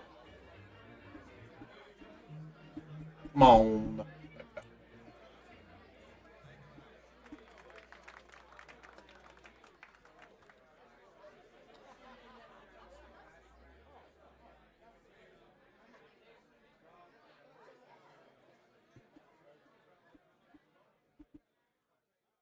It has been changed to the fall. I'm just going to put a brand new entry. So, Storm of Vengeance. Just copy and paste all of this into there.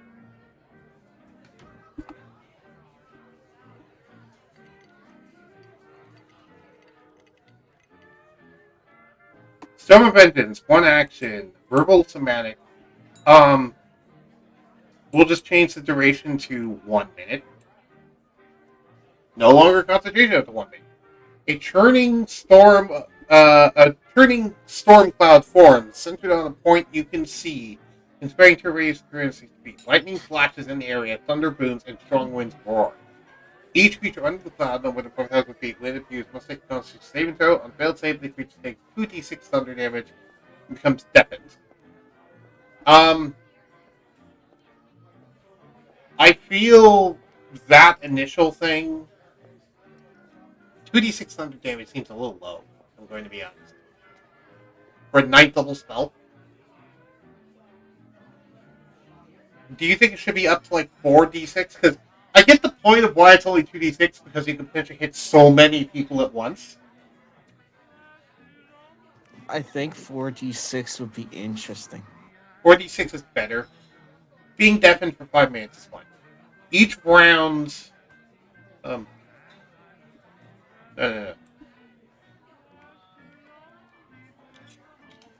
gonna just say I'm glad nobody thought about doing what I was originally about to do, all this, and take the Tempest Cleric and then use this. Just get a 24 in everyone. Actually, wait, no. No, 24.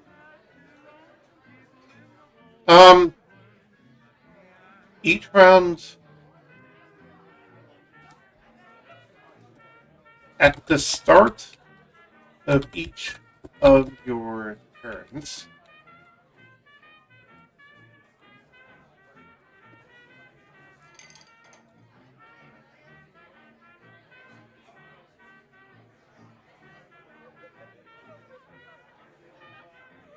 Effect added, pending.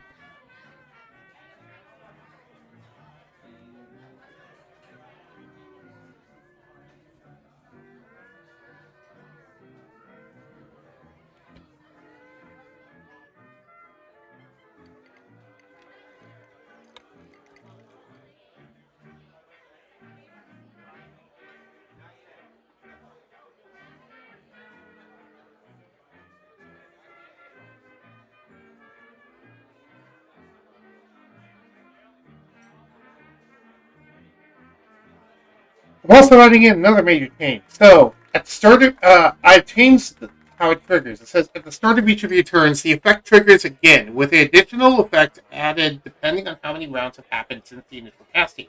Folding the table below, stacking with their lower effect. Meaning that when it's round 2, you get the round 2 effect and the round 1 effect again. And it just slowly gets worse and worse and worse. Where it just keeps triggering more and more and more. You kind of see what I'm doing here? Yes, I do. So, 2. Acidic rain falls from the cloud. Each creature under an object under the cloud must takes. We'll change that to 2d6 acid damage.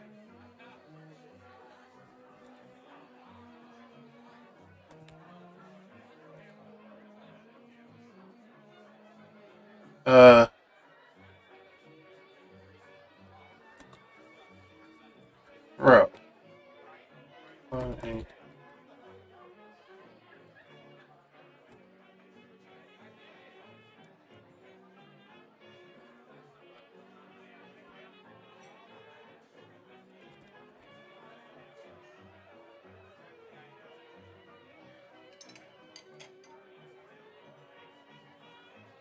I'm going to just finish all this up and then I'll have you read it afterwards, if that's okay.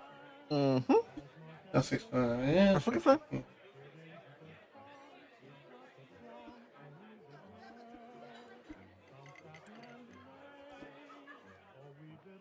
So I can take 6 seconds.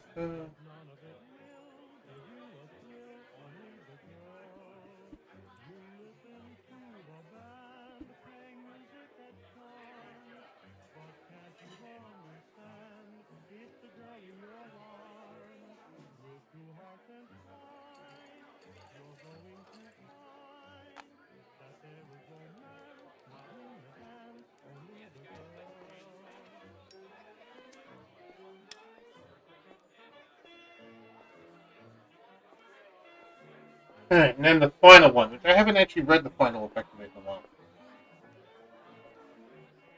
So the cloud, the air becomes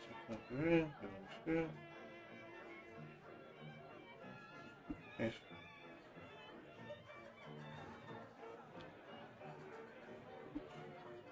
Yeah, possible with rain causes severe destruction.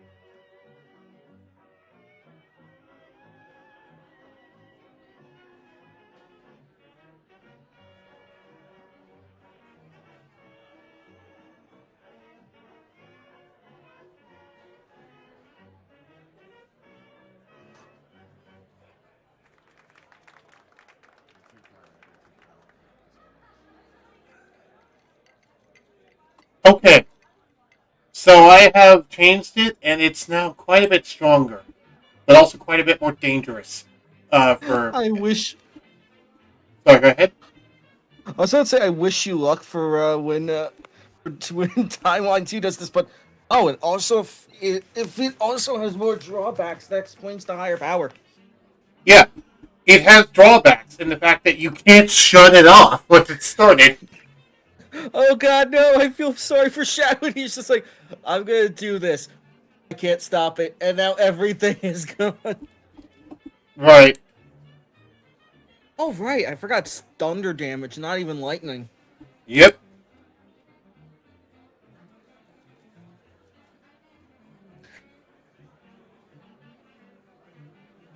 Electric Glow, just because it says acid damage does not mean it's on Water Soul. No. Acid doesn't always equal water. No, just because it says cold damage doesn't also mean it's on Water Soul. That one would qualify, yes. Oh god, Cathanglass can outstore vengeance! Yeah. This is what happens when I argue things. So it's like, yeah, Water Soul does not have that much 9th level spells. Then I figure out that no Water Soul on technicality has a lot of them. Yes. So let me move this up a little bit because I realized that my head is blocking people from being able to read it. Jakul told you, sass me. His response is legit just crossing his arms and goes, the power of water's actually surprisingly strong, now isn't it? Yep. It's like, I wonder. Okay, what, the thing I think you Read should it very carefully, I will say. Read this spell very carefully. A churning storm cloud forms, centered on a point you can see and spreading to a radius of 360 feet. Yes. Lightning flashes in... Wait. Hold on. The radius is already a surprising thing, but it makes sense. The radius, that's the default radius. Which is why it covered the entire fucking map when chat used it. I was about to say, isn't like most D&D maps 300 by 300? Yes. This is 360 around it, meaning you pick a point and it goes out 360 feet in every direction from that point. It's not the 360-foot diameter circle. No, it's 360-foot radius. You would double that to find the diameter. And this is one of the other spells that has like multiple levels to it, isn't it? Oh, it does. Keep reading. You'll find out about that one. Lightning flashes in the area, thunder booms, and strong winds roar. Each creature under the cloud. No, wait. No, after that, it gets worse. Yep. Keep reading. Just read slowly. Each creature under the cloud no more than 5,000 feet below the cloud. Oh, God. That means it could potentially strike underground. Potentially, yes. But, practically, I would not let that really happen as a DM. Continue. When it appears, must make a con saving throw. What is this con saving throw for this? Your spell safety. Oh, okay, thank you. All of these saving throws are going to be your spell safety. Trust me, there's a lot of saving throws here. God, thank you. On a failed save, the creature takes 4d6 thunder damage and becomes deafened. For 5 minutes. That is the default effect, other than the fact that I upped the thunder damage. But it was normally 5 minutes deafening, which is why it was a hilarious thing when it happened in Timeline 2, because over half the party got deafened and couldn't hear each other. I was there. Right. Anywho, keep reading, because you have only begun to know what the fuck. The start of each of your turns, the effect triggers again, with an additional effect added on depending on how much rounds has happened since the start casting, consulting on the table below, stacking with the lower effects. Oh god, so each round, basically, you start with 1. Yep. So each round, you're doing the 4d6 thunder damage and become deafened for 5 minutes on a failed save. On top of what? The acid rain. And then eventually on top of the bolts of lightning. Then eventually on top of the hailstones. We'll get there. But I made it so that it just keeps getting worse. I'm scared that the Cathanglass could do this too. Oh no! So, moving on to round 2. Go ahead and read what round 2 does. Keep in mind, this is going to keep repeating. As it's spoken. Acidic rain falls to the cloud. Each creature and object. Yes. I'm sorry that I'm freaking out so much. I just realized how bad it is, because this could potentially act like, God forbids you cast this in a freaking, like, museum or something. Every object's gonna be ripped asunder. Right, there's a reason why it's almost wrecked an entire town, where it was just melting buildings. Anyway. Acid rain! Each object and creature takes 2d6 acid damage and a con saving throw. On a fail, they take 2d6 additional acid damage. No. Or is it just they take the 2d6 acid damage? No. Oh, poison! Poison! And So on top of being deafened, you're also poisoned if you fail both. yeah, it's two separate con saves. So at round 2, you need to make 2 con saves. One to not be deafened, and the other one not to be poisoned and take poison damage. Now let's see how worse you can get. Round 3. Round 3. So on top of the acid rain and the deafening, we then get in round 3 On top of the lightning. poisoning and on top of the poisoning and the deafening, which does it poison do something to your saving throw? Yes, it gives you disadvantage on saving throws. So after you failed the round 2, all these are just made worse on you. Potentially, yes, unless you're immune to the poison condition. Oh, like Cathanglass, but that's like Cathanglass and like Reveiw, and like you're cool, but that's Yeah. still not every human. Right, exactly. Anyway, round 3. It costs 6 bolts of lightning. Okay. To strike 6 creatures on your choice beneath the cloud. A star creature must make a dex saving throw. Takes 10d6 lightning damage on a failed save and half as much. Luckily you don't get any conditions, but 10d6 lightning. Fun fact, this used to have a restriction that said it couldn't target the same person with all the lightning. I removed that. Now you can do all 6 bolts on the same person. You can just freaking screw someone over. It's like the BBEG's lair. Storm of Vengeance! And he goes, after a while, what's it supposed to do? Wait a minute. Round 3. Fucking nuking them for 60 d6 lightning damage every turn. This is starting to sound like fuck that one in particular. It's starting to sound like what? Fuck that one guy in particular. Yeah, fuck that one guy in particular. So, keep in mind, after this point, there is now 6d6, there's now 6 lightning bolts hitting targets that are doing 10d6 lightning damage each on failed saves, on top of everything else. And then we get to number 4. On top of the poison, on top of the deafening, then Yes. you have hailstorm. This is a plague. Yeah. This is a biblical event you're basically unleashing. Jesus, you're unleashing the Moses-style plague. Stop. You're unleashing a storm of vengeance. Hailstorms rain down from the cloud. Each creature under the cloud takes... There's no save for this! Nope. 4d6 bludgeoning. And And has their movement slowed by 10 feet. In addition, it's difficult terrain! So, at this point, they just said, fuck it. You're just getting slowed, and you can't escape this anymore! yeah, who do you mean they? I added that part in. You can't escape this anymore! Nope, you're going to be here for the long haul. And that's on top of the lightning bolts, on top of the acid rain, on top of the poison, on top of the deafening, on top of the thunder. And then we get to 5 through 10. Read that. 5 through 10. Oh. Us and blazing rain assail the area under the cloud. Becomes more difficult terrain, because why not? Right. It is. Oh no, this is more disadvantage. Yeah, you can't fucking see. Also, there's a section I forgot to add into here, but it also becomes freezing temperatures, so you need to deal with low temperature environments now. Let's hope you have winter gear. I was happy that this could only be taken by druids, but I just realized me and Shad know it, so oh no. Yeah, anyway, keep reading, because it gets worse. Each creature there... Oh god, no, it just said fuck off with the saving throws. You're taking this. Yep. Takes 2d6 cold damage.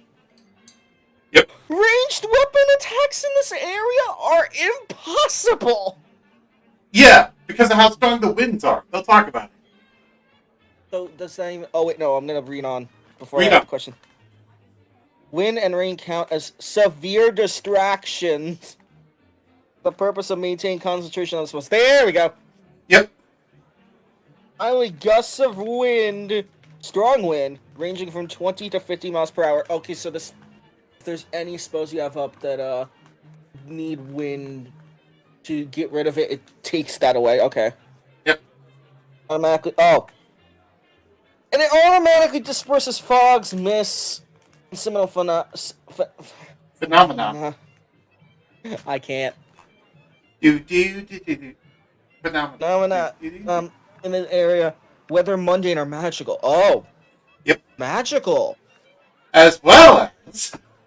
Forcing all creatures and objects in the area to make a con saving throw or be blown away 50 feet in a random direction.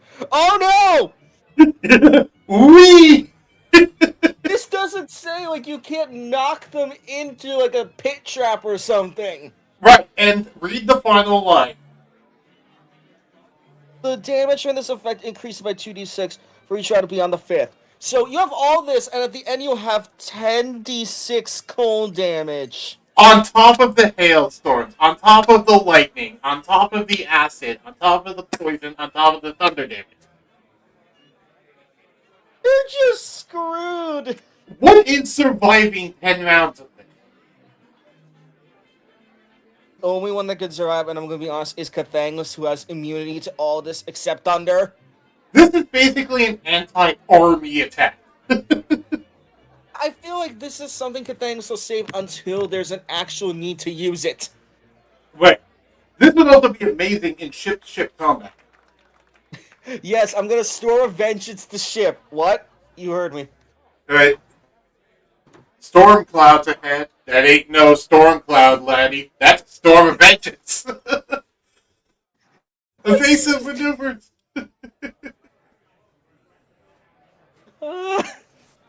I mean, it fits Shad's line of "I am lightning, the rain transformed." And this is Cathanglass' thing of I am the rain to protect everyone. The acid rain. Cathanglass is just basically I am the protector of the multiverse. Right. So yeah, no, this is Storm of Vengeance now. Does this actually feel like it's a Storm of Vengeance now? It feels like it's threatening enough to be called a Storm of Vengeance. Yeah. Oh god, you remind me, and I think Lion Fang has this. Also, is this better than just dropping 4 meteors on someone? Oh yes!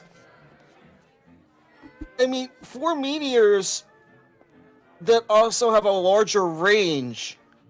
No. Oh no! They hit 20-foot squares, the meteors. I argue... No, this does not do as much damage as in total as the scroll that Cathanglass has. Yeah, the Scroll of the Comet. The Scroll of the Comet's still more powerful than this. Cathanglass still has a win with that, but this is still... Oh. Yeah, this feels epic. Plus, It's also... it's important to note, you can't shut this off once it's started. This also feels like a proper spell for a druid to have. Right. And this feels like a proper spell of, someone does this, thinks it's cool, and then immediately regrets what they did. It's like, oh shit, I need to get out of here. You know, how many how many druids can you think of have used this and then ended up dying from it because of just, they didn't realize how strong it was. Damn it, now I have to add Storm of Vengeance to Water Soul. Yep. And oh my god, we have a proper threat if case Cathanglass wants to summon a water elemental. Yeah, Water Soul and Air Soul. And yeah, elementals could just do this too. I'm just imagining just like, fuck, we have to move away from the water elemental. Why? Storm of Vengeance. Right? And then that happens a thing that's just like, we can't move away from that. It's too big of a range. And so Corey's like, I'm out of here, and just teleports away. He's gonna be, I'm out of here. The only... No, get really seriously about it. He's like, nope, fuck this, I'm out. Just I'm legit teleports gonna away. say, fuck this shit, I'm out. I'm waiting for that Yep. moment of like him going, nope. No thanks. Bye. See you guys. You can deal with this on your own. I'm gone. Though, this does lead to a weird question. What happens if you try to cast Dispel Magic on the cloud? I don't think it'll work. It depends. It depends on. I don't know. I don't know how that would work. You see, Go ahead. I'm iffy on it because it specifically says it summons clouds, but I think it specifically has to say it has to be magical for it to be like dispelled. But it's coming from a spell. That means it's inherently magical. I feel like that's up to you. It's up to me, and I would probably say it wouldn't. Plus, we also gotta consider, unless otherwise specified, the Storm of Vengeance clouds are summoned 5,000 feet above you. So, that means they're out of range for dispel magic use. Because unless you're going to fly up into them, which will probably take a few rounds to do. In that case, if it takes a few rounds, I feel like you have your best chance of just like run while you still can. Take the most immediate, quickest travel before you even want to investigate it. Right, exactly. Alright, next ninth level spell. Foresight. One of my favorite ninth level spells.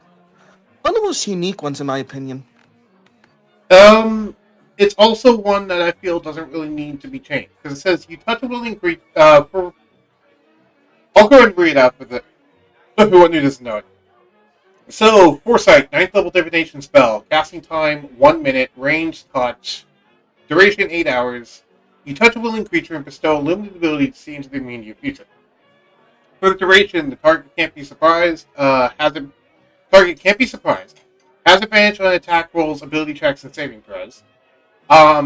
Additionally, other creatures have disadvantage on attack rolls against the target, and the spell immediately ends if you cast it again before the duration ends.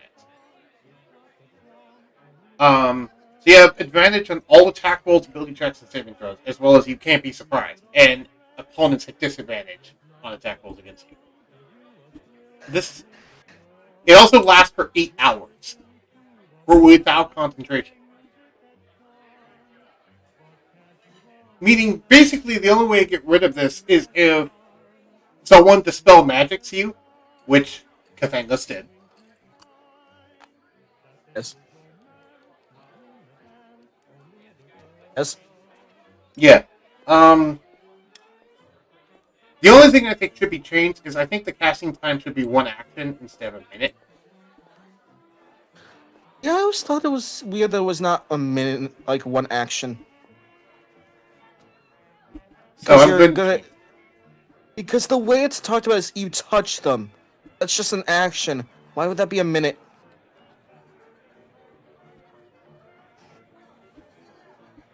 Is there anything else that should give you like advantage or bonuses on?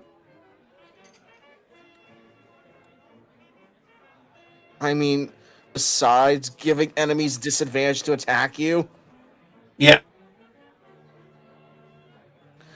I don't see anything that like could change with it.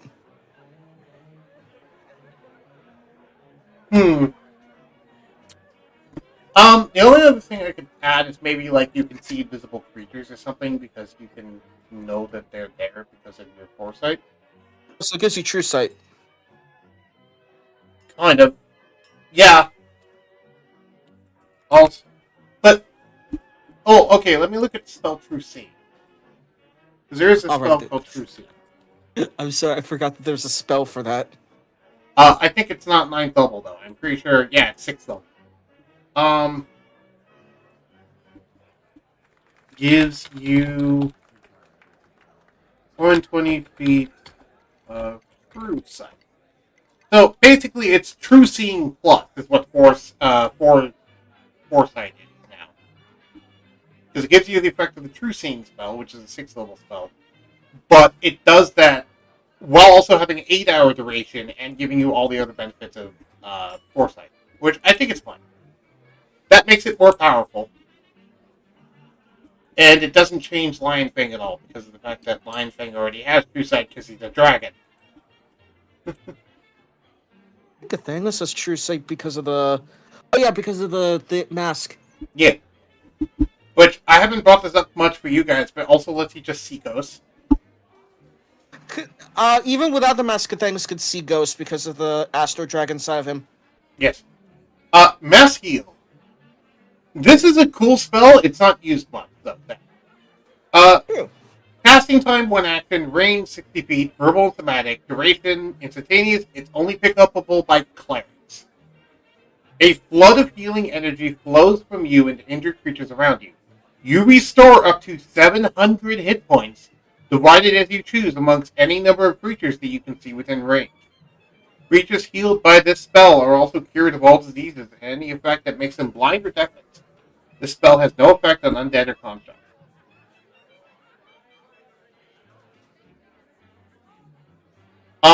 Interesting. Yeah. I'll put a pin in that because I think there's also mass cure wounds, which is something I want to go look at. Mass, that was power word. That was mass heal. Sorry, that was a mass heal. There's also power word heal, which is something I want to look at.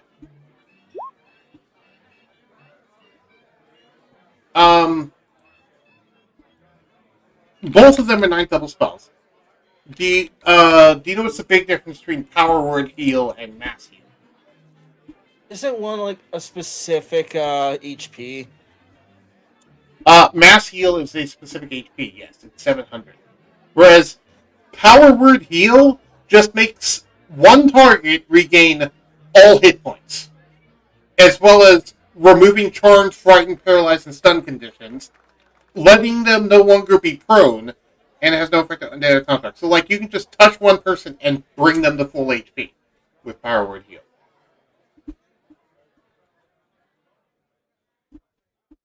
I think that was almost the thing I put in the Song of Healing. Which would be too strong. But yeah. I either put heal. Yeah, no, I made the other effect that it could give you the effects of the heal spell. Yeah, not mass heal or power word heal, which are the more powerful versions. Like, it's either you could cure all things, or you just use a use of the word, like, or just use one use of it to use healing. Heal. I think mass heal is fine. Because the point is, power word heal is like the full restore, to use a Pokemon term. Whereas mass heal is more like you can recover a bunch of hit points to a bunch of people, rather than focusing in on one person. So I should do that for the Song of Healing, or no? I don't know, because Song of Healing is going after regular heal, not mass heal. Okay. Yeah, that's something for, like, later, not on stream, and, like, when the situation happens.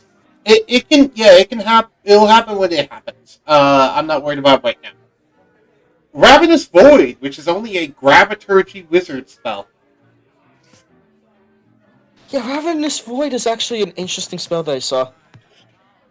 Yeah, I'm gonna look at it. Oh, Explorer's Guide to Wildmount is one of the books I also got as well. So you can actually see Graviturgy wizard and stuff in the compendium now. Oh, cool! Yeah. So we actually have Ravenous Void in the compendium now. I'm actually gonna look it up.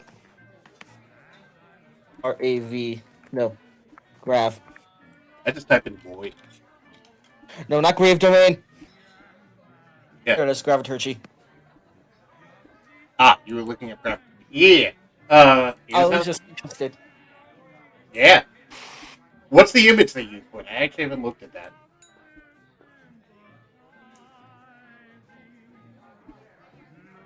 You don't use an image, really? Oh, okay. Oh, no! It uses an actually cool image, and I'm gonna just send it to your DMs. Okay.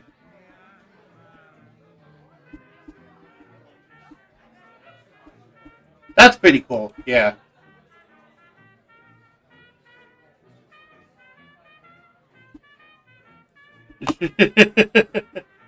Anywho. So, Ravenous Void.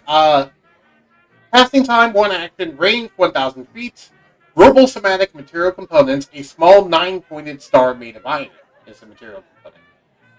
The duration is concentration up to 1 minute. You create a 20-foot radius sphere of destructive gravitation force centered on a point you see within range. For the spell's duration, the sphere and any space within 100 feet of it are difficult terrain, and non-magical objects fully inside the sphere are destroyed if they aren't being worn or carried. When the sphere appears at the end, When the sphere appears, and at the start of each of your turns when the spell ends, unsecured objects with 1 feet of the sphere are pulled towards the center of the sphere, ending in an unoccupied space as close to the center as possible. Wow. When the sphere appears at the start of each of your turns till the spell ends, unsecured objects within 100 feet of the sphere are pulled towards... So, they're just immediately pulled into the center. I forgot about that. Yeah, I forgot how instant that is. Yeah. A creature that starts a turn with a 100 feet of sphere must succeed on a strength saving throw or be pulled immediately into the center. Which, as we know before, says for the spell's duration, and any non-magical objects fully inside the sphere are destroyed if they are worn or carried. Ending a non-occupied space as close to the center as possible. A creature that enters the sphere for the first time on a turn or starts the turn, they take 5d10 force damage and is restrained until it's no longer in the sphere. Hard to get out of the sphere when you're fucking restrained, but okay. If the sphere is in the air, the restrained creature hovers inside the sphere. A creature can use its action to make a strength check against a spell save DC, ending this restrained condition on itself or another creature within the sphere it can reach. Creature with 0 hit points for the spell is annihilated along with any non-magical items it has worn or carried. I'm gonna make this stronger. I'm gonna make this operate off of a Sphere of Annihilation. I mean, that's the most comparable to this. Yes, but if you remember, the Sphere of Annihilation got nerfed quite a bit in 3.5 and then 5th edition. But I reverted back to how it was in 1st or 2nd edition. You want to know what the Sphere of Annihilation originally did? Yes. Anything that was put into a Sphere of Annihilation was immediately gone. If you put your arm into there, when you tried to pull your arm back out, there was no arm anymore. Do you feel it? No, you feel nothing. It's worse. The only thing you would feel is the slight tingling sensation of your body not quite feeling your arm at the moment, but it just feels like you're numb until you pull it out and realize there just isn't an arm there. You don't feel it, there's no pain, there's no damage rolls, there's no saving throws. It's just gone. We could make Ravenous Void do a similar thing, to where anything pulled into the center, it's just gone.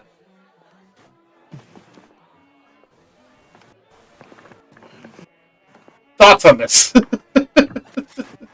Scary! Yes. It would work more like a black hole in that regard. Because you create a 20-foot radius sphere of gravitation force for the spell's duration. The sphere in any space within 100 feet of our difficult terrain and non-magical objects fully inside the sphere are destroyed if they are worn or carried. And when the sphere appears, unsecured objects in the 100 feet of the sphere are pulled towards the center of any unoccupied space as soon as possible. Instead of it being any non-magical object fully inside the sphere destroyed or carried, any matter that enters the sphere, or any matter or energy that enters the sphere is immediately destroyed.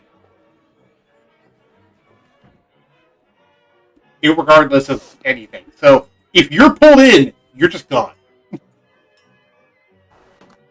Fun! But if, for example, only your arm got pulled in, then only your arm would be gone, not the entirety of you. It wouldn't suck the rest of you in. But, of course, that means it's like, this would, then again, now that I'm thinking about it, if we do it this way, it would literally be a better version of Power Word Kill. So maybe not. I think Ravenous Void actually works as this. I think I'll just keep it the way it is, and then I'll make a higher level spell, like an 11th level spell, that works, just straight up called Black Hole, that works the way I was describing. You know what I mean? Yeah! So Ravenous Void is fine as it. Weird spell. Do you remember Weird? I forgot that there was legit a spell called Weird. It's weird. Like, literally, it's a weird spell. I'm just gonna, if you are willing, I will just let you read out Weird for everyone to see. And just give me your impression of it as it normally exists. Well, I'm looking up. Thank you.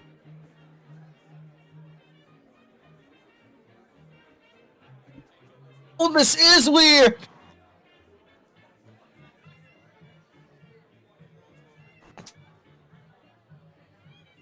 Drawing on the deepest fears of a group of creatures, you create illusory creatures in their minds, visible to only them.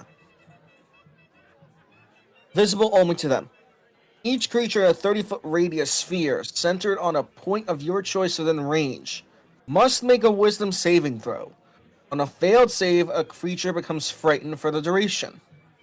Illusion calls on the creature's deepest fears, manifesting its worst nightmares as an implacable threat.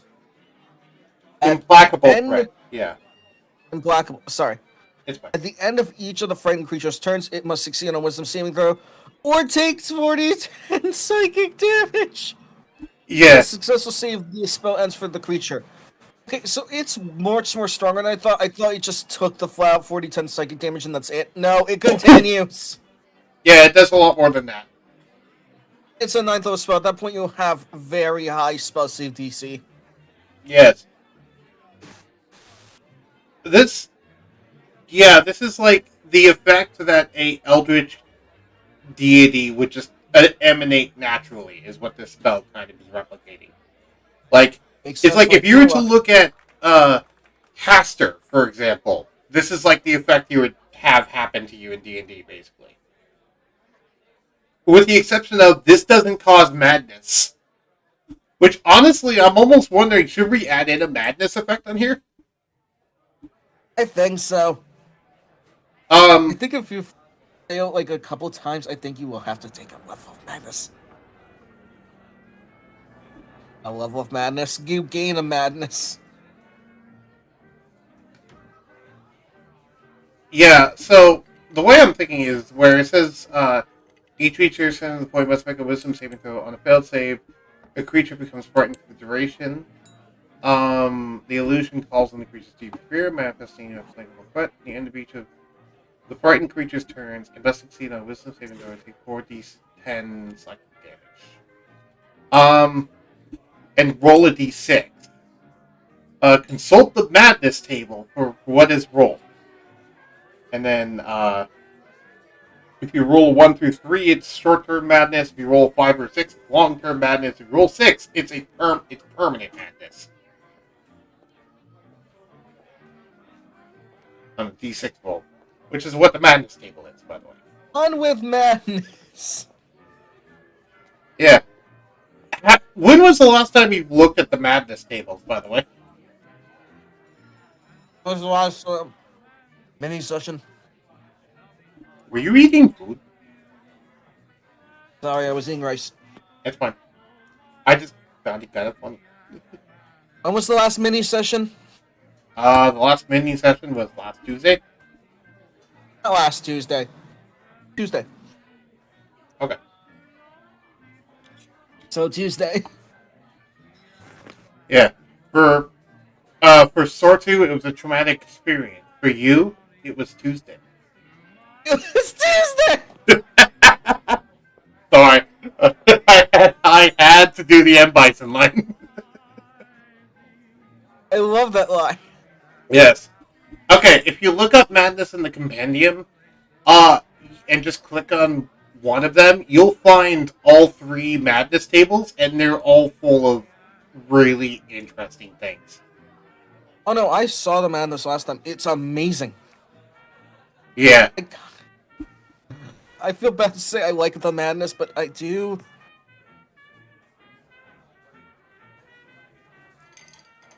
Right. Isn't there one? Yeah, there's the favorite one.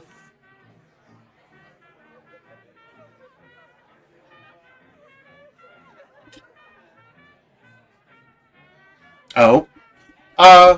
Okay. Let me go ahead and add in some things then. So, weird changes. Indefinite. Yeah, there it is.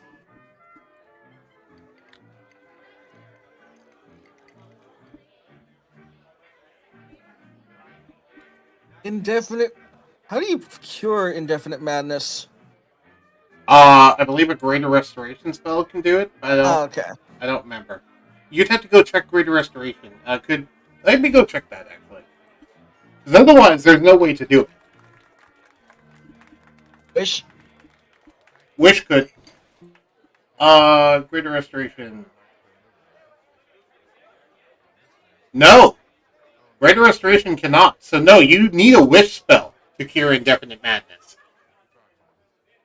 Because I saw last till cured indefinite madness. Yeah, you need a Wish spell. Let's just hope that nobody gets indefinite madness.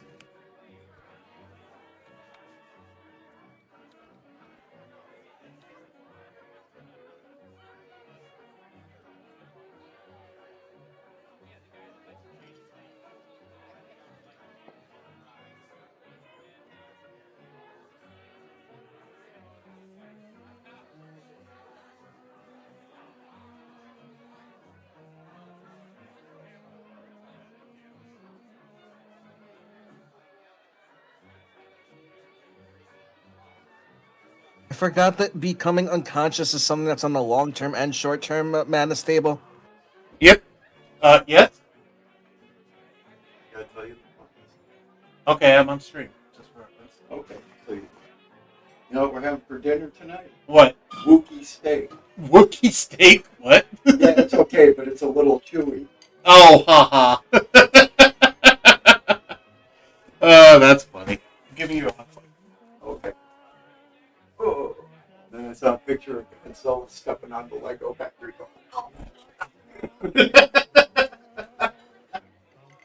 Thank you. That was fun. That stuff is funny. Oh, that's Yeah, I appreciate that. Did you hear that, Fox? Yes, I did, and I liked it. Of course, Godzilla would have foot pain from stepping on the Lego factory.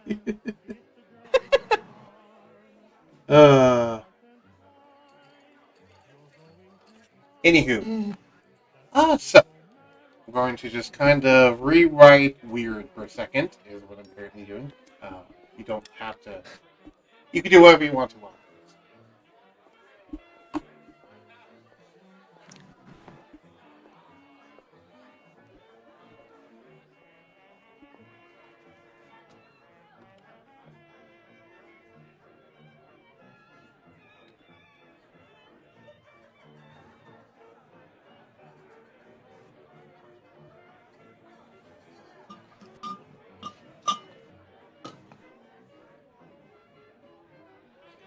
This is my favorite madness. Where is it? Where is it? Where is it?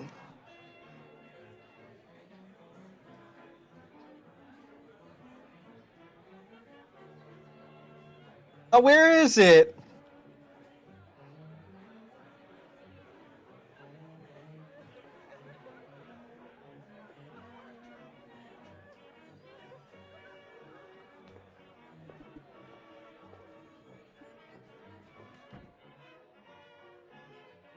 If you know which one I'm talking about, it's the one that the character's convinced they're in a video game. Yeah, that one. That's not. That's a custom. Uh, that's a custom permanent madness effect. Oh wait, it just says a greater restoration is able to rid a character of indefinite madness. Okay.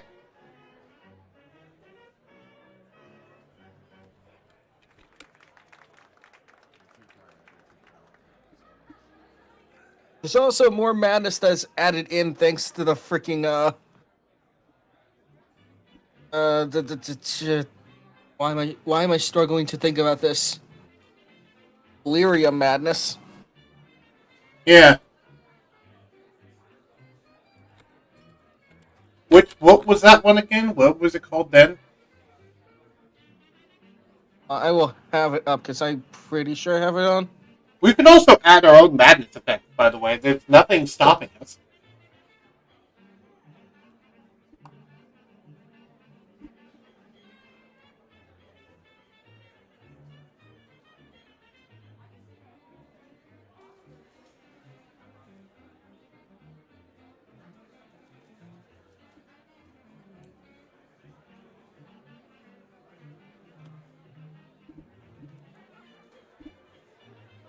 think I put in the madness.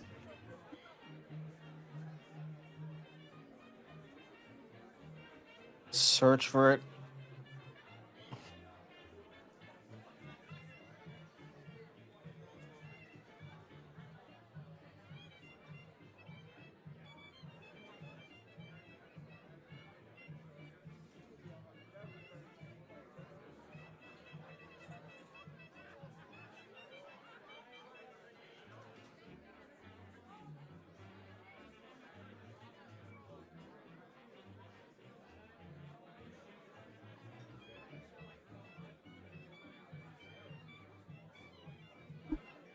Okay, I have done something horrible. And I am Scared, but happy also about it. excited. Go read the weird changes when you have a moment.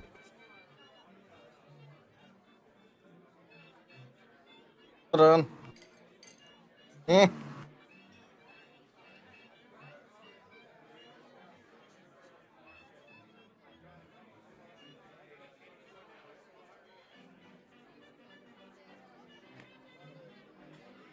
I'm gonna change the music. The music's not playing anymore for me. Oh, that's because you reload it. Oh.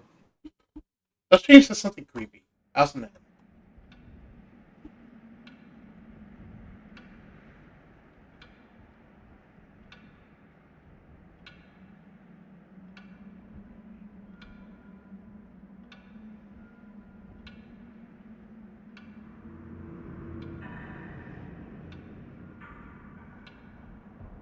What is the weird changes? You don't see it? Okay, so. Oh.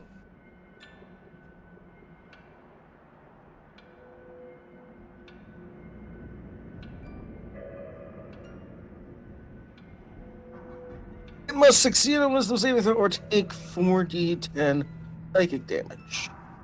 No. Reread it. Must succeed on a. Are you looking at actual weird or are you looking at my weird changes thing?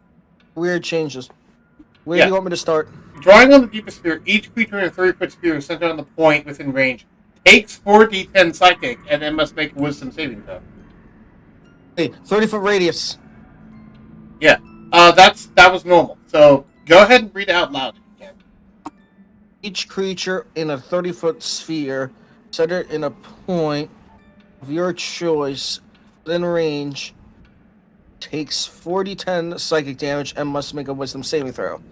On a failed save, a creature becomes frightened for the duration and rolls a d6 on the madness table. Oh no. Yes. Oh, but keep reading. It gets worse. Erosion calls on the creature's deepest spheres, manifesting its worst nightmares as an Implacable. implacable threat. At the end of each of the frightened creature's turns, it must succeed in the wisdom saving throw or take 4d10 psychic damage and roll in the madness table below. So you get more levels of madness. Yes. And fun fact, the effect doesn't go away if you succeed. If you succeed, you just didn't take the psychic damage. You didn't take the madness. You're still frightened. So, you're going to be frightened for the duration. In addition to whatever madness you happen to get. Oh, this is worse. Yes. This is actually a scary spell now.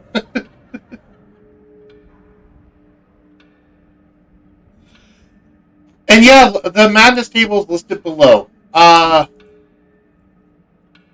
on that?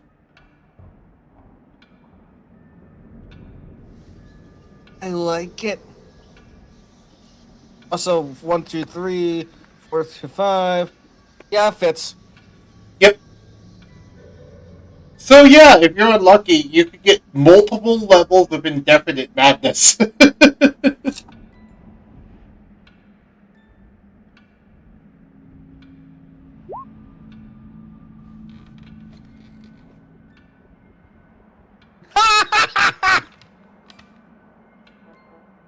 A sinister cabal of disembodied hands is plotting against me. I love the digits. Okay, I'm gonna test roll it. There's that one. Beware the man who speaks with hands. He doesn't speak in, he speaks with. Yes. I misquoted that. Shut up. I just like how it's just that weird. It's just like, yes, I'm gonna roll. Okay, what is your definite madness? You believe a sinister cabal of disembodied hands is plotting against you. Right. I think I know what that's a reference to, and that's a very, very old Lovecraft poem. Yeah, a lot of the madness stuff is references to Lovecraft. Why don't you tell us about that one?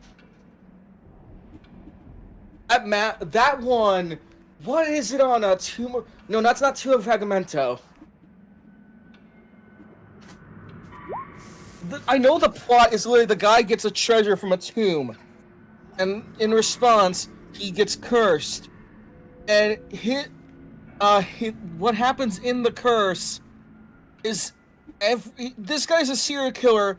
I like to cut off people's hands, and he was cursed to be chased by the hands of everyone he killed.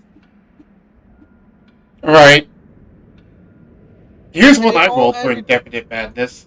I must bend the truth, exaggerate, or outright lie to be interesting to other people. That... Okay. But continue. Sorry. Hold on, I'm actually gonna Google it. Okay. Google this.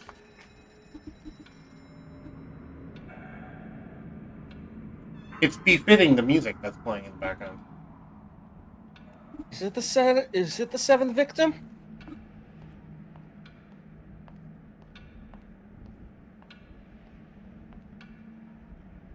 I know it's a thing about cults.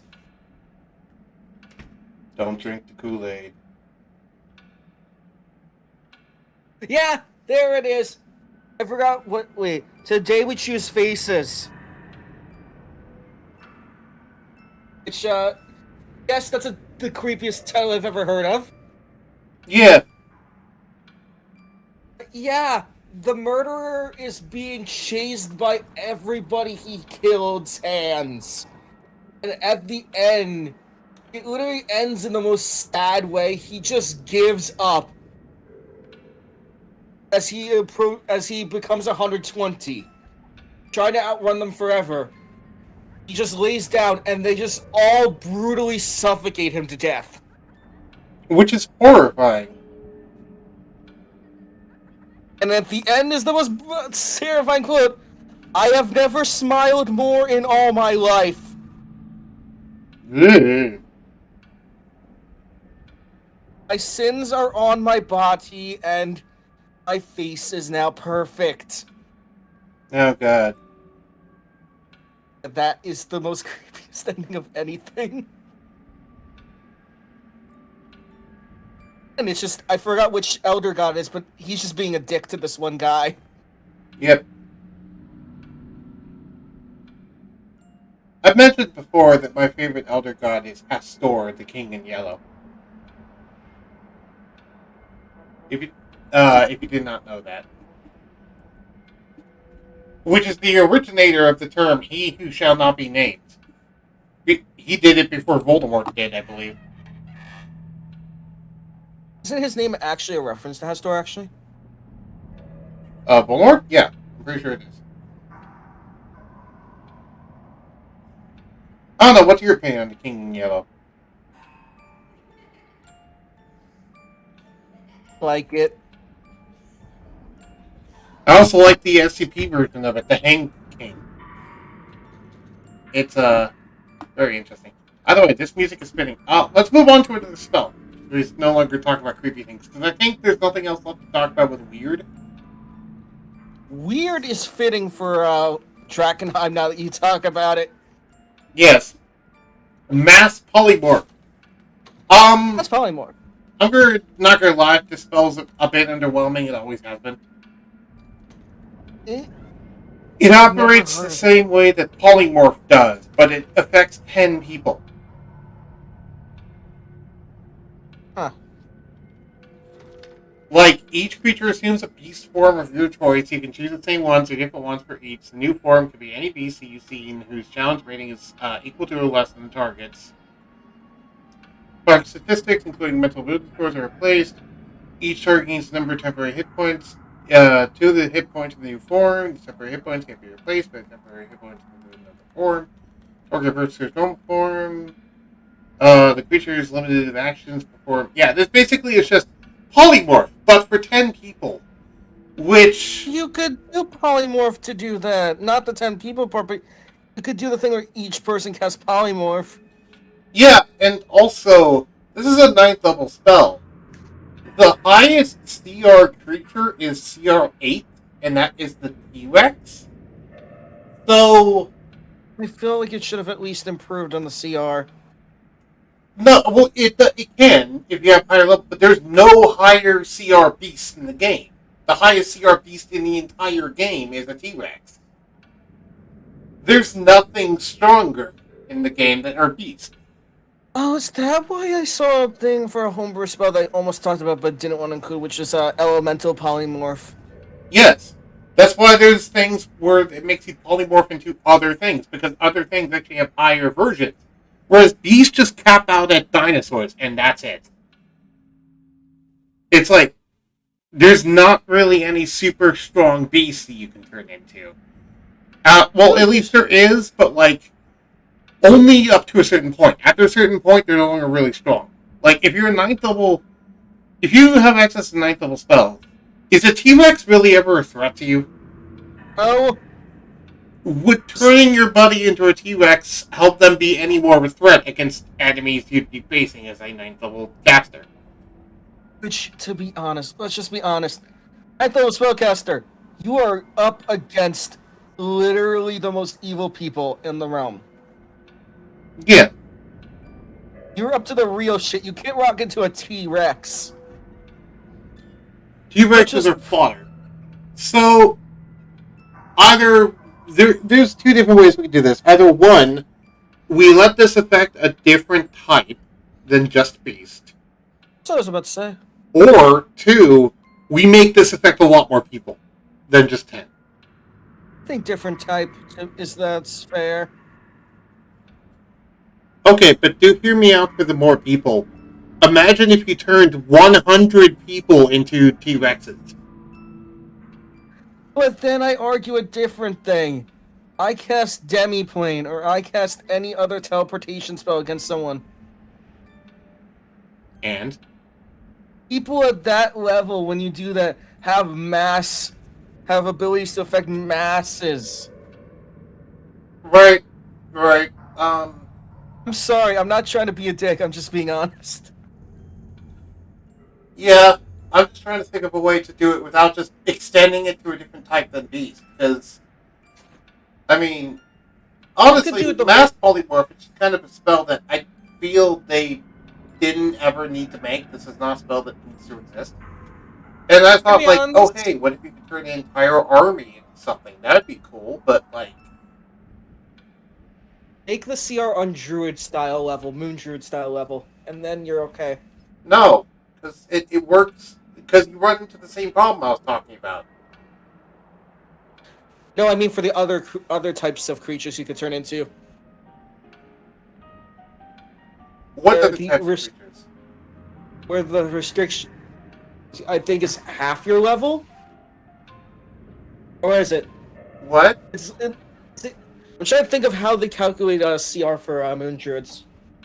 What? Why does CR matter in this game? My point is, Beast capped out at CR 8. So I don't know what you're talking about. Oh, true. It's not like there's a higher CR Beast that you just can't turn into. It doesn't exist. I was just thinking if we turn into something else besides a beast. I know, and I'm trying to argue for a way to keep it so it's just Beast.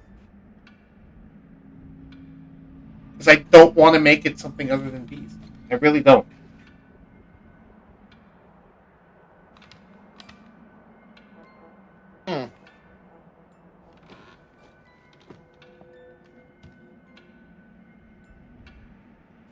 I mean, the other way to remedy this would be if we just made some custom homebrew high CR beast. Yeah, and that could be done, but then you reach to a point of like, what is in fact the point? The point is just to give high-level people a reason to use polymorph. I mean, I can look for more beast stat blocks, but You don't. actually, sure. You don't need to, because I think I already thought of a creature that could fit that is already in the campaign. Oh. Because remember how we're giving creatures multiple types? Oh yeah. Which is not a normal thing in regular D&D. There is a creature I just thought of that could also count as a beast. And that creature is Mossman. Oh right. The CR20 Fae. What's stopping this from also being a CR20 beast? I mean, at that point, you can argue that's a Fae and a beast because it's literally wrapped up in so much nature. It's literally a monster as described by you. Yeah. I think you legit use the term beast to describe it. Yes. So, large. It's a Fae, a beast, and a plant. Fae, a beast of the plant, walk into a bar, basically.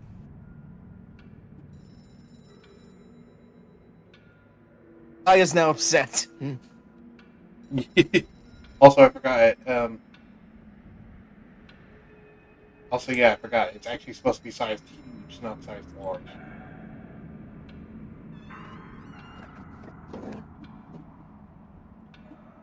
Gargantuan. We'll just go ahead. Now you're getting somewhere. Now you turn into things that actively are a threat for even, let's say, Vecna. And I was not saying Vecna, I was just using that as an example. Yeah. It's like a logical thing, like someone would fight at that level. For those of you who don't know who Mothman is, it's this guy, which actually should be slightly bigger than me. Honestly, one of my favorites. Yeah, he's this big. He isn't someone I pulled entirely out of the blue. He's actually a reference to Caleb's Complex series. I think I even put that Cathanglass has a good relationship with Mossman after he saw one as a kid. And he also appeared in Timeline 2, if you remember.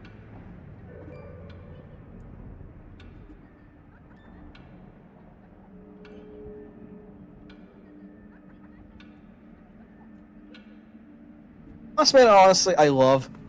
I do too.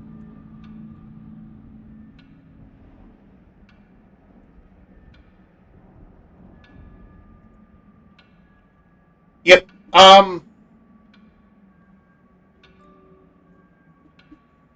Yeah, no, I should improve its HP. I just realized its HP is actually a little low for what I want it to be.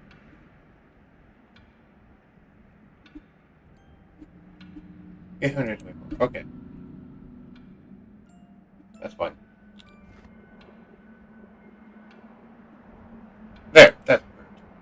So yeah, Mossman is now a Fae, a beast, and a plant.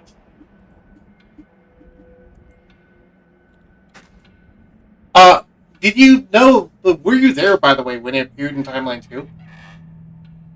It was. Yeah, that's when Ragnarchild had the big moment, and there was this giant beast stomping around, and well, not really giant beast stomping around, but like, there's this giant George! creature. Sorry, go ahead. Yes, I was definitely there because Cathanglass actually saw Cathanglass say, "Oh yeah, that's George." Right, I remember you making jokes about that in the Twitch chat. I remember just like, "You fucking named the thing." He's actually kind when you get to know him. He's kind because he won't attack you.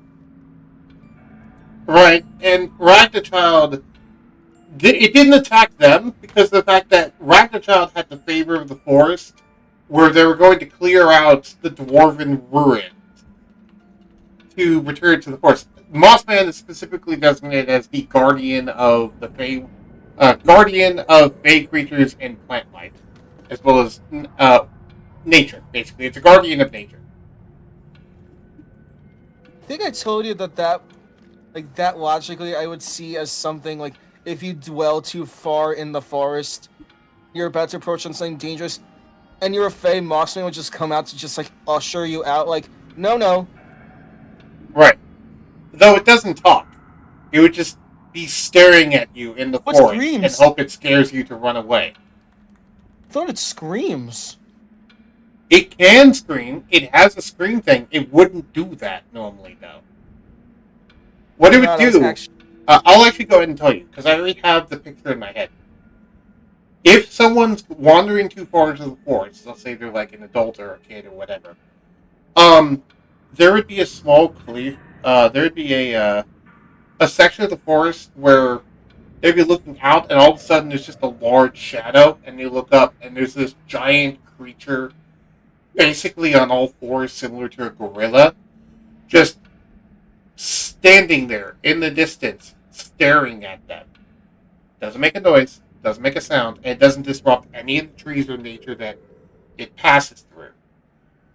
And the creature then will either become intimidated or run away, or they could try to slowly approach Mossman. If the creature has ill intent, Mossman will, and they continue to approach, Mossman will then scream and charge at them.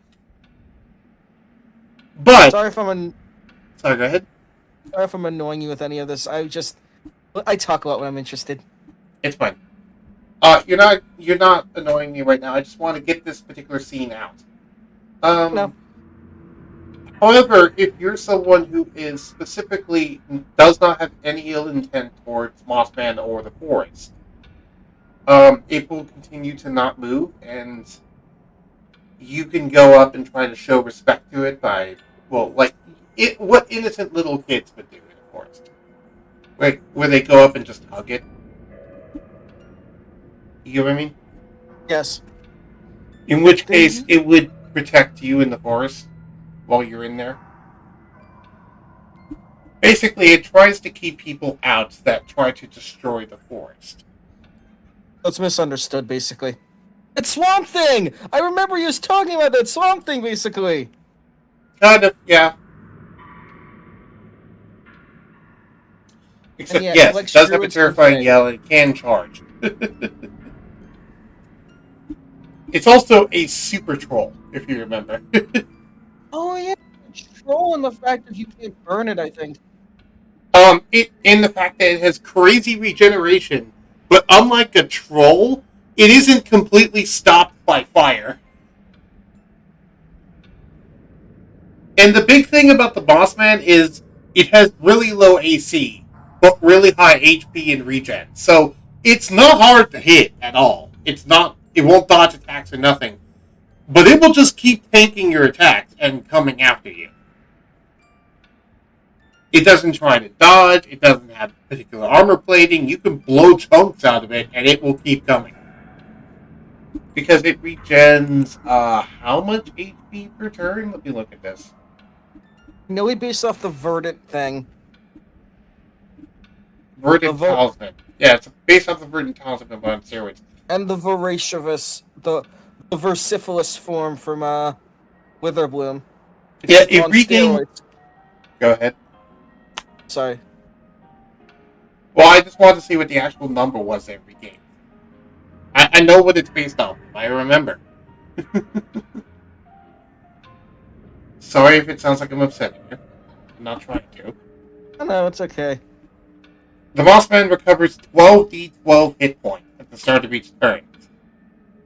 That being 78 on average, for reference. Now, if the Mossman has taken fire damage, this regeneration is stifled, causing it to regenerate X less hit points, where X is the amount of fire damage taken. If the damage makes regeneration 0 and the Mossman has started turn at 0, he cannot, he dies. He cannot die until then. So, the only way to kill him is to knock him to 0 hit points, and then hit him with at least 78 fire damage as part of that. How much HP does this thing even have? This thing has 824 HP. So you have to deal the all in one turn, right? Like the 78. Pretty much, because it's regaining 78 HP every turn. So you can whittle it down, but it will be regenerating pretty fast. So you need large and, most importantly, consistent damage output. And once again, yeah, this is a thing which you can't take on easily as one person.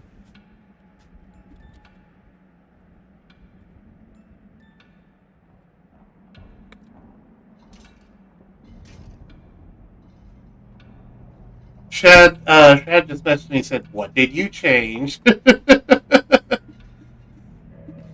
feel curious to say you just read Storm of Vengeance.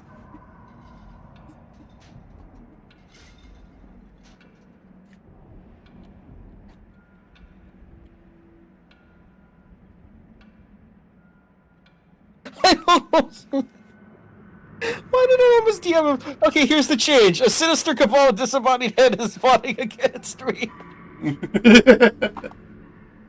It does this now. Yeah. On top of the fact, by the way, Mossman has resistance to all damage, if you noticed, as well as immunity to poison, psychic, and bludgeoning, piercing, and slashing damage. It has vulnerability to fire damage, though, for reference. So fire damage does double damage against it, which is helpful. But yeah, quite literally, kill it with fire, because not much else works. Most importantly, though, Mossman is a creature that Thorun can't just hack his way through with a giant sword. To be fair, I'd rather think this is a creature you'd rather be diplomatic with than attack it. Right. Now imagine turning 10 level 20 characters into 10 Mossmen. Now suddenly Mass Polymorph's a better spell, isn't it? It's a dangerous spell. Yes. And then it's not even counting the fact that it also has magic resistance, meaning it has advantage on saving throws against spells. And it has immutable, meaning you can't change its form against its will. So you can't true polymorph it into a chair, for example. Also, it has the false appearance trait, for what that's worth, which is terrifying. Which means that if it's motionless at the start of combat, it has advantage on initiative rolls. And if someone hasn't seen it move or act, they have to succeed a DC 18 investigation check just to discern that it isn't nature. Sorry, go ahead. I'm sorry, 18 actually surprised me. Yeah, a DC 18 investigation check just to be able to tell, wait, this is a living thing? So it does... Yeah. Go ahead. Blends in with trees so perfectly. It also effectively has tree glide at all times. If you know what tree glide is. Oh. Let me look this up. I believe that is a spell that exists. Yeah, Tree Strike. That's a spell that exists. Oh, Tree Slide. I never heard of... I thought you said Tree Glide. I'm sorry. I did say Tree Glide. Tree Strike is not exactly what I was thinking of. So, have you ever heard of the effect Earthwalk? Yes. Imagine Earthwalk, but for nature. Nature walking. Tree walk. Or, like, nature walk. Yeah.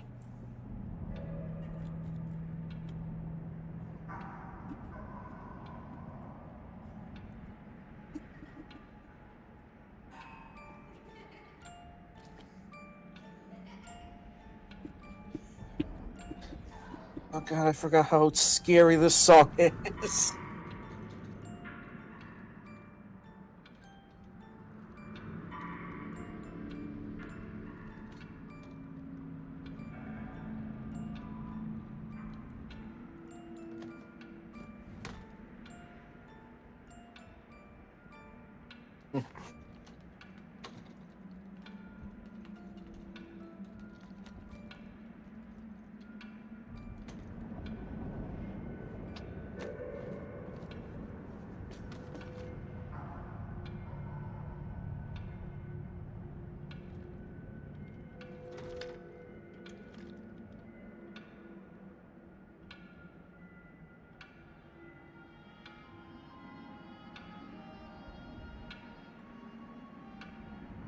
Why is this song getting on me, actually? Yeah. I'm sorry, actually, the moment it started playing, it seemed as if it was playing the jazz song again, but it's distorted, and I'm like, that distortion's getting to me, and I don't know why. The name of the song is House on the Hill by Tabletop Audio. Oh, right. I remember this is actually played in Dreckenheim. Yes. And I also played this in the Void when you guys were in the Tuesday session. It was a typical Tuesday for Cathanglass. That was basically how he acted. It was just like, I love that session. It was just like Sword 2 just like, the fuck is even happening? And Cathanglass like, oh, it's this. Right. I posted the new ability that I gave Mossman in the Roll20 chat. Oh. Huh. I mean, that makes sense. I mean, in fairy tales, it can't touch iron. Right. This does mean, though, it can go underground. Oh no. It can appear from the ground. Similar to the I'm Thrash. sorry for repeating oh no, but you actually got me to go oh no. Yep. I should also probably add it has a burrow speed. This thing is the ultimate beast.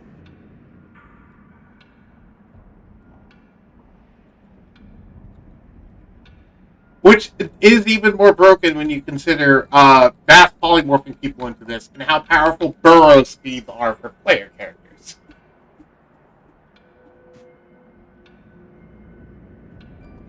I mean, it does make sense why it has a burrow speed. Yeah.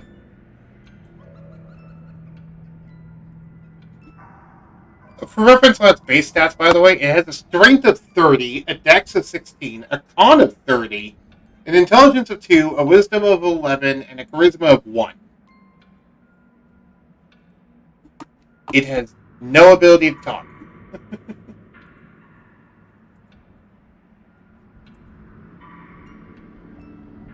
It also only understands Sylvan. It can't speak it, but it only understands Sylvan.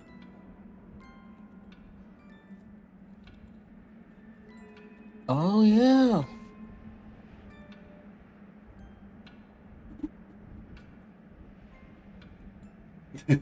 I like that. It doesn't even understand. Sorry, go ahead. It doesn't even understand common, just Sylvan. Yep, it does not understand common. Also, I'll point out the fact that it has. Want to know what its condition immunities are? What? It's immune to Charmed, Exhaustion, Brighten, Paralyzed, Petrified, and Poison. I'm sorry, it can't be exhausted? Yep, it's immune to Exhaustion.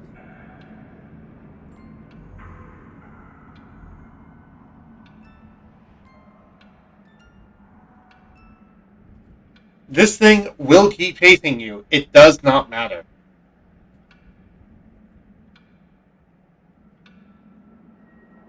Also, it can dash as a bonus action, I'll point out. Meaning that usually it's moving about 100 feet in a turn. Most of the time. Because it doesn't really have much else to do with its bonus actions. They're just dashing as a bonus action every turn. So really it has a movement speed of 100.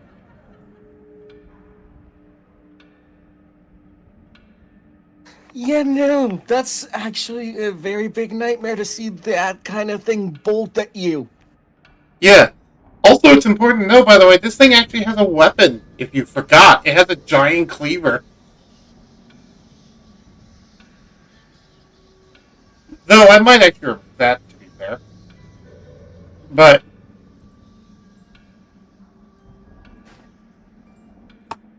yeah, I think I'm going to remove that, because that was back when it was more just a reference to the other thing. It has now just has a slam attack, a barreling charge, and a primal roar attack. So 3 scary things. Also has a knife. That was the cleaver, which I removed. Oh. Because that was a remnant from the old one.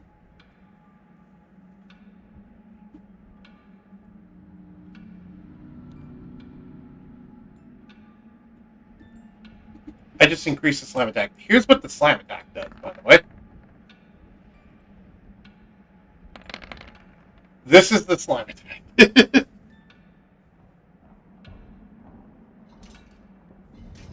Oh! Yeah. And here's barreling charge.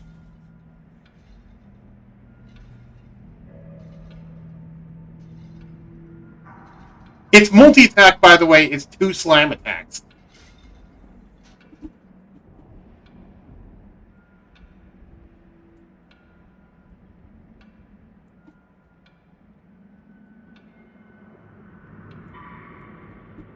Oh, yeah. That thing is the ultimate beast. Yep, it's the ultimate beast. It's the ultimate babe. But also, it's a plant. We'll point that out. It's also a plant. I mean, this is, as I joked about, one of Cathanglass' first friends. Yeah. As he wandered into the forest, he's like, no, go back, go back. Right. Does the little, yes, sure, cool, does the little pat thing. Pat, pat, pat, and just leaves. He just turns him around, pats him on the head.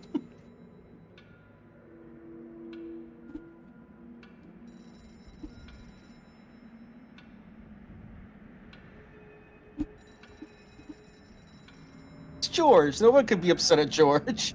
Is there a 9th level nature spell? I'm trying to remember. Nature or druid spell, because druids at 9th level get so much. No, I mean like a nature-based spell. Like Nature's Wrath or something, but it's 9th level. I'm gonna look. I'm pretty sure there was. Because I'm just imagining, what if there was like a 9th level nature spell that just summoned 2 of these? Summons 2 of these specifically, no. And just have that be a druid spell, because of course it is.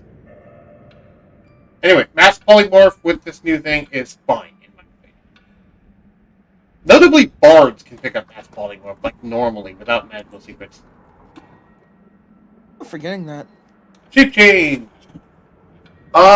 This is a spell that is... It seems pretty weak on face value, but if you know what you're doing, this is a busted spell.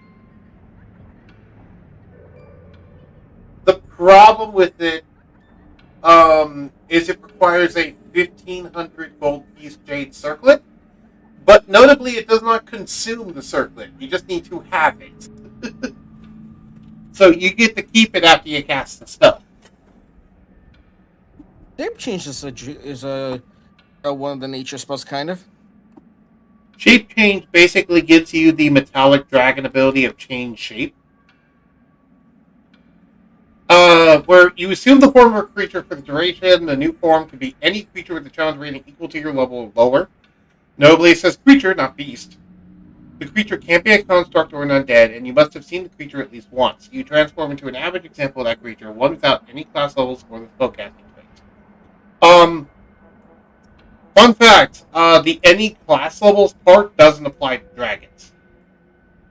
Because dragons innately have class levels, if you remember. I can say fuck you to it. Yeah. Your game statistics are replacement statistics of the chosen creature, though you retain your alignment, intelligence, wisdom, and charisma saves. Charisma score. You also retain all of your skill and saving throw proficiencies, in addition to gaining those of the creature. If the creature is the same as you, the bonus listed in the statistics higher than yours, use the creatures in place of yours. You can't use any legendary actions or rare actions of the new form, unfortunately. You assume the hit points and hit dice in the new form, blah, blah, blah. This is basically Wild Shape. But non-druids can do it. And also, it's not restricted to beasts. I mean, I kind of like that. Yeah. It's a nice twist on it. However, it's more powerful than Wild Shape because of the final line, which says, during the spell's duration, you can use your action to assume a different form following the same restrictions and rules for the original form, with one exception. If your new form has more hit points than your current one, your hit points remain at their current value. Right, it's the thing where you can become infinitely powerful with like infinite changes. Yeah, for the duration of the spell, which is an hour, by the way, you can just keep changing your form over and over. Or for people who know the Ben 10 series, you've unlocked Master Control on the Omnitrix. The best cheese method for this is, yes, you can change into, yes, your HP doesn't get higher. It doesn't say shit about your AC. Right. Or you can just go to things with higher and higher AC to just avoid taking damage, unless critted.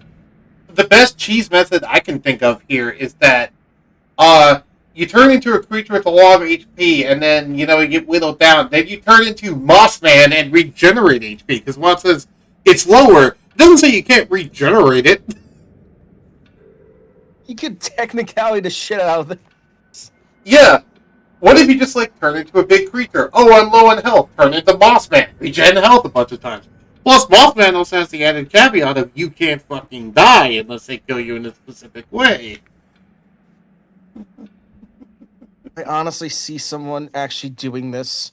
Yes, I can too. Wizards are actually terrifying with this spell. Wait, hold on. You retain the benefit of any features from your class, race, or other source you use them, provided that your new form is physically capable of doing so. You can't use any special senses unless your new form. You can only speak the creature can normally speak. So you cannot speak in this case, but you retain any features from class, race, or other source and can use them. This would mean you can completely break Mothman, actually. I just thought of something worse. Cathanglass having this, or any Witherbloom student having this, because of their inherent regeneration. That's not worse than what I was thinking. Oh, really? Yes. You retain any class, race, or other source, or ability from other source. If you have a source that gives you fire immunity, you can become Mothman, who is now immune to fire. Who needs to be killed by fire? He literally could not die then, unless someone wish-spelled you dead, or power word killed you. Or someone uses the blood curse of it that does it, but even then that's for a turn. Yeah. Or they make you drop concentration. But still, putting fire immunity on the Mothman is just completely fucking broken. Because his regeneration is only lowered if he takes fire damage. But if he's not taking any fire damage, then what does that matter? And you can very easily do this if you're a level 20 character because of epic boons. You just take the one epic boon that gives you immunity to a damage type. Or you could take the one that... I argue to make it more broken with this, and also take the one epic boon that makes it harder for you to lose concentration as well. Yeah. And you can also combine it with an Artificer's Mind Sharpener thing, so that if you would fail a concentration check, you can choose to succeed a certain number of times instead. Just basically become a proper real threat. Also, another thing to consider is, while it doesn't have any of the legendary actions or lair actions in the target, it does get the legendary resistances. You do gain the legendary resistance to the target, just not the legendary actions or lair actions.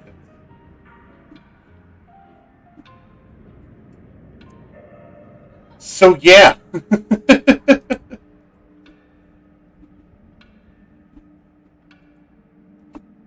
What's going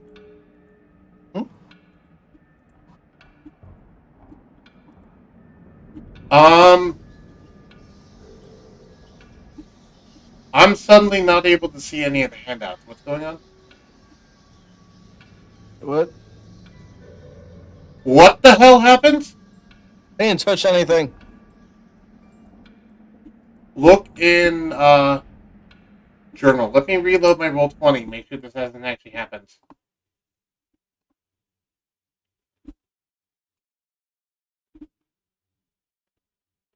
Fuck happened? Are you seeing it?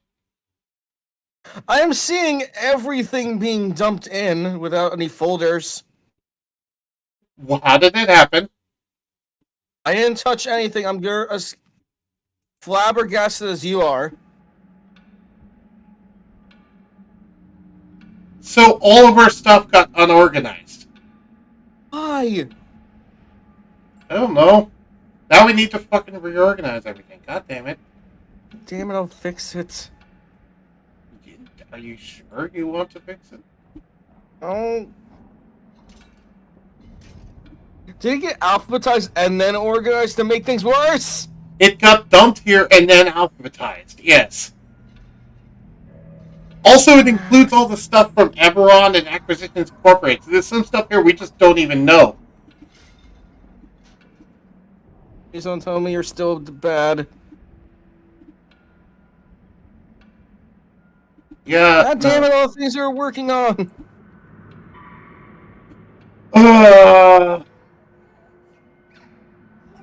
Do you want me to help you, Fox? Yes. Okay.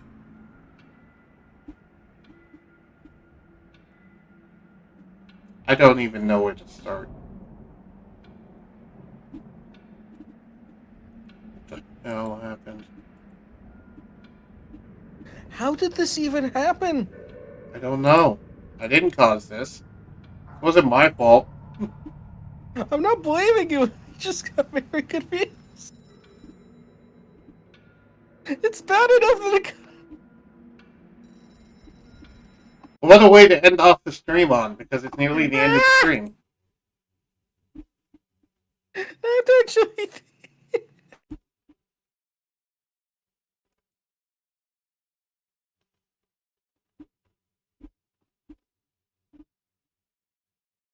I'm not saying this is your fault, by the way.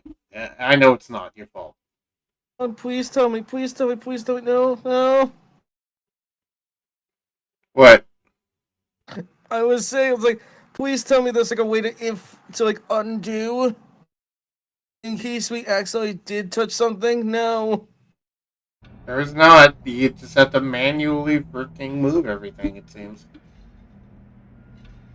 Jesus Christ. Okay.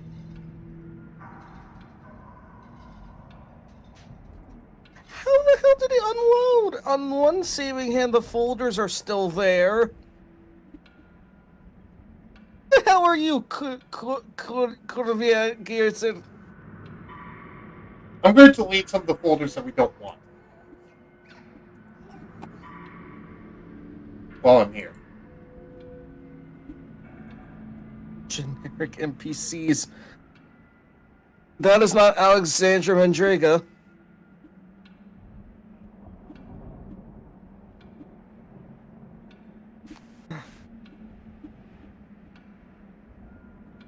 Can I, like, slowly piece together this?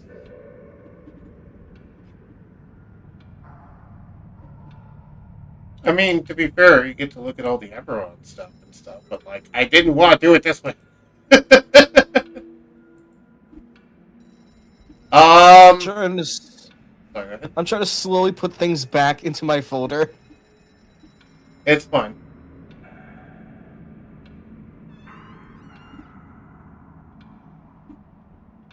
How is Billy? Look at the entry. I don't know what it is. It's probably from one of the other things.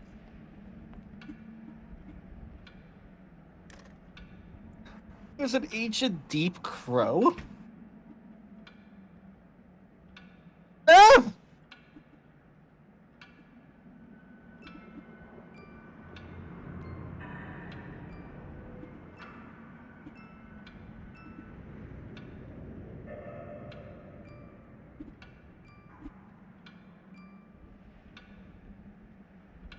I'm slowly trying to push through this.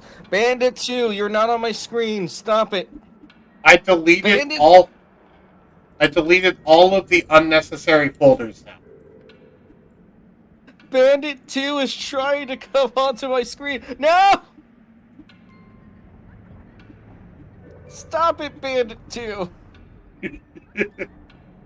I like Bandit 1 better.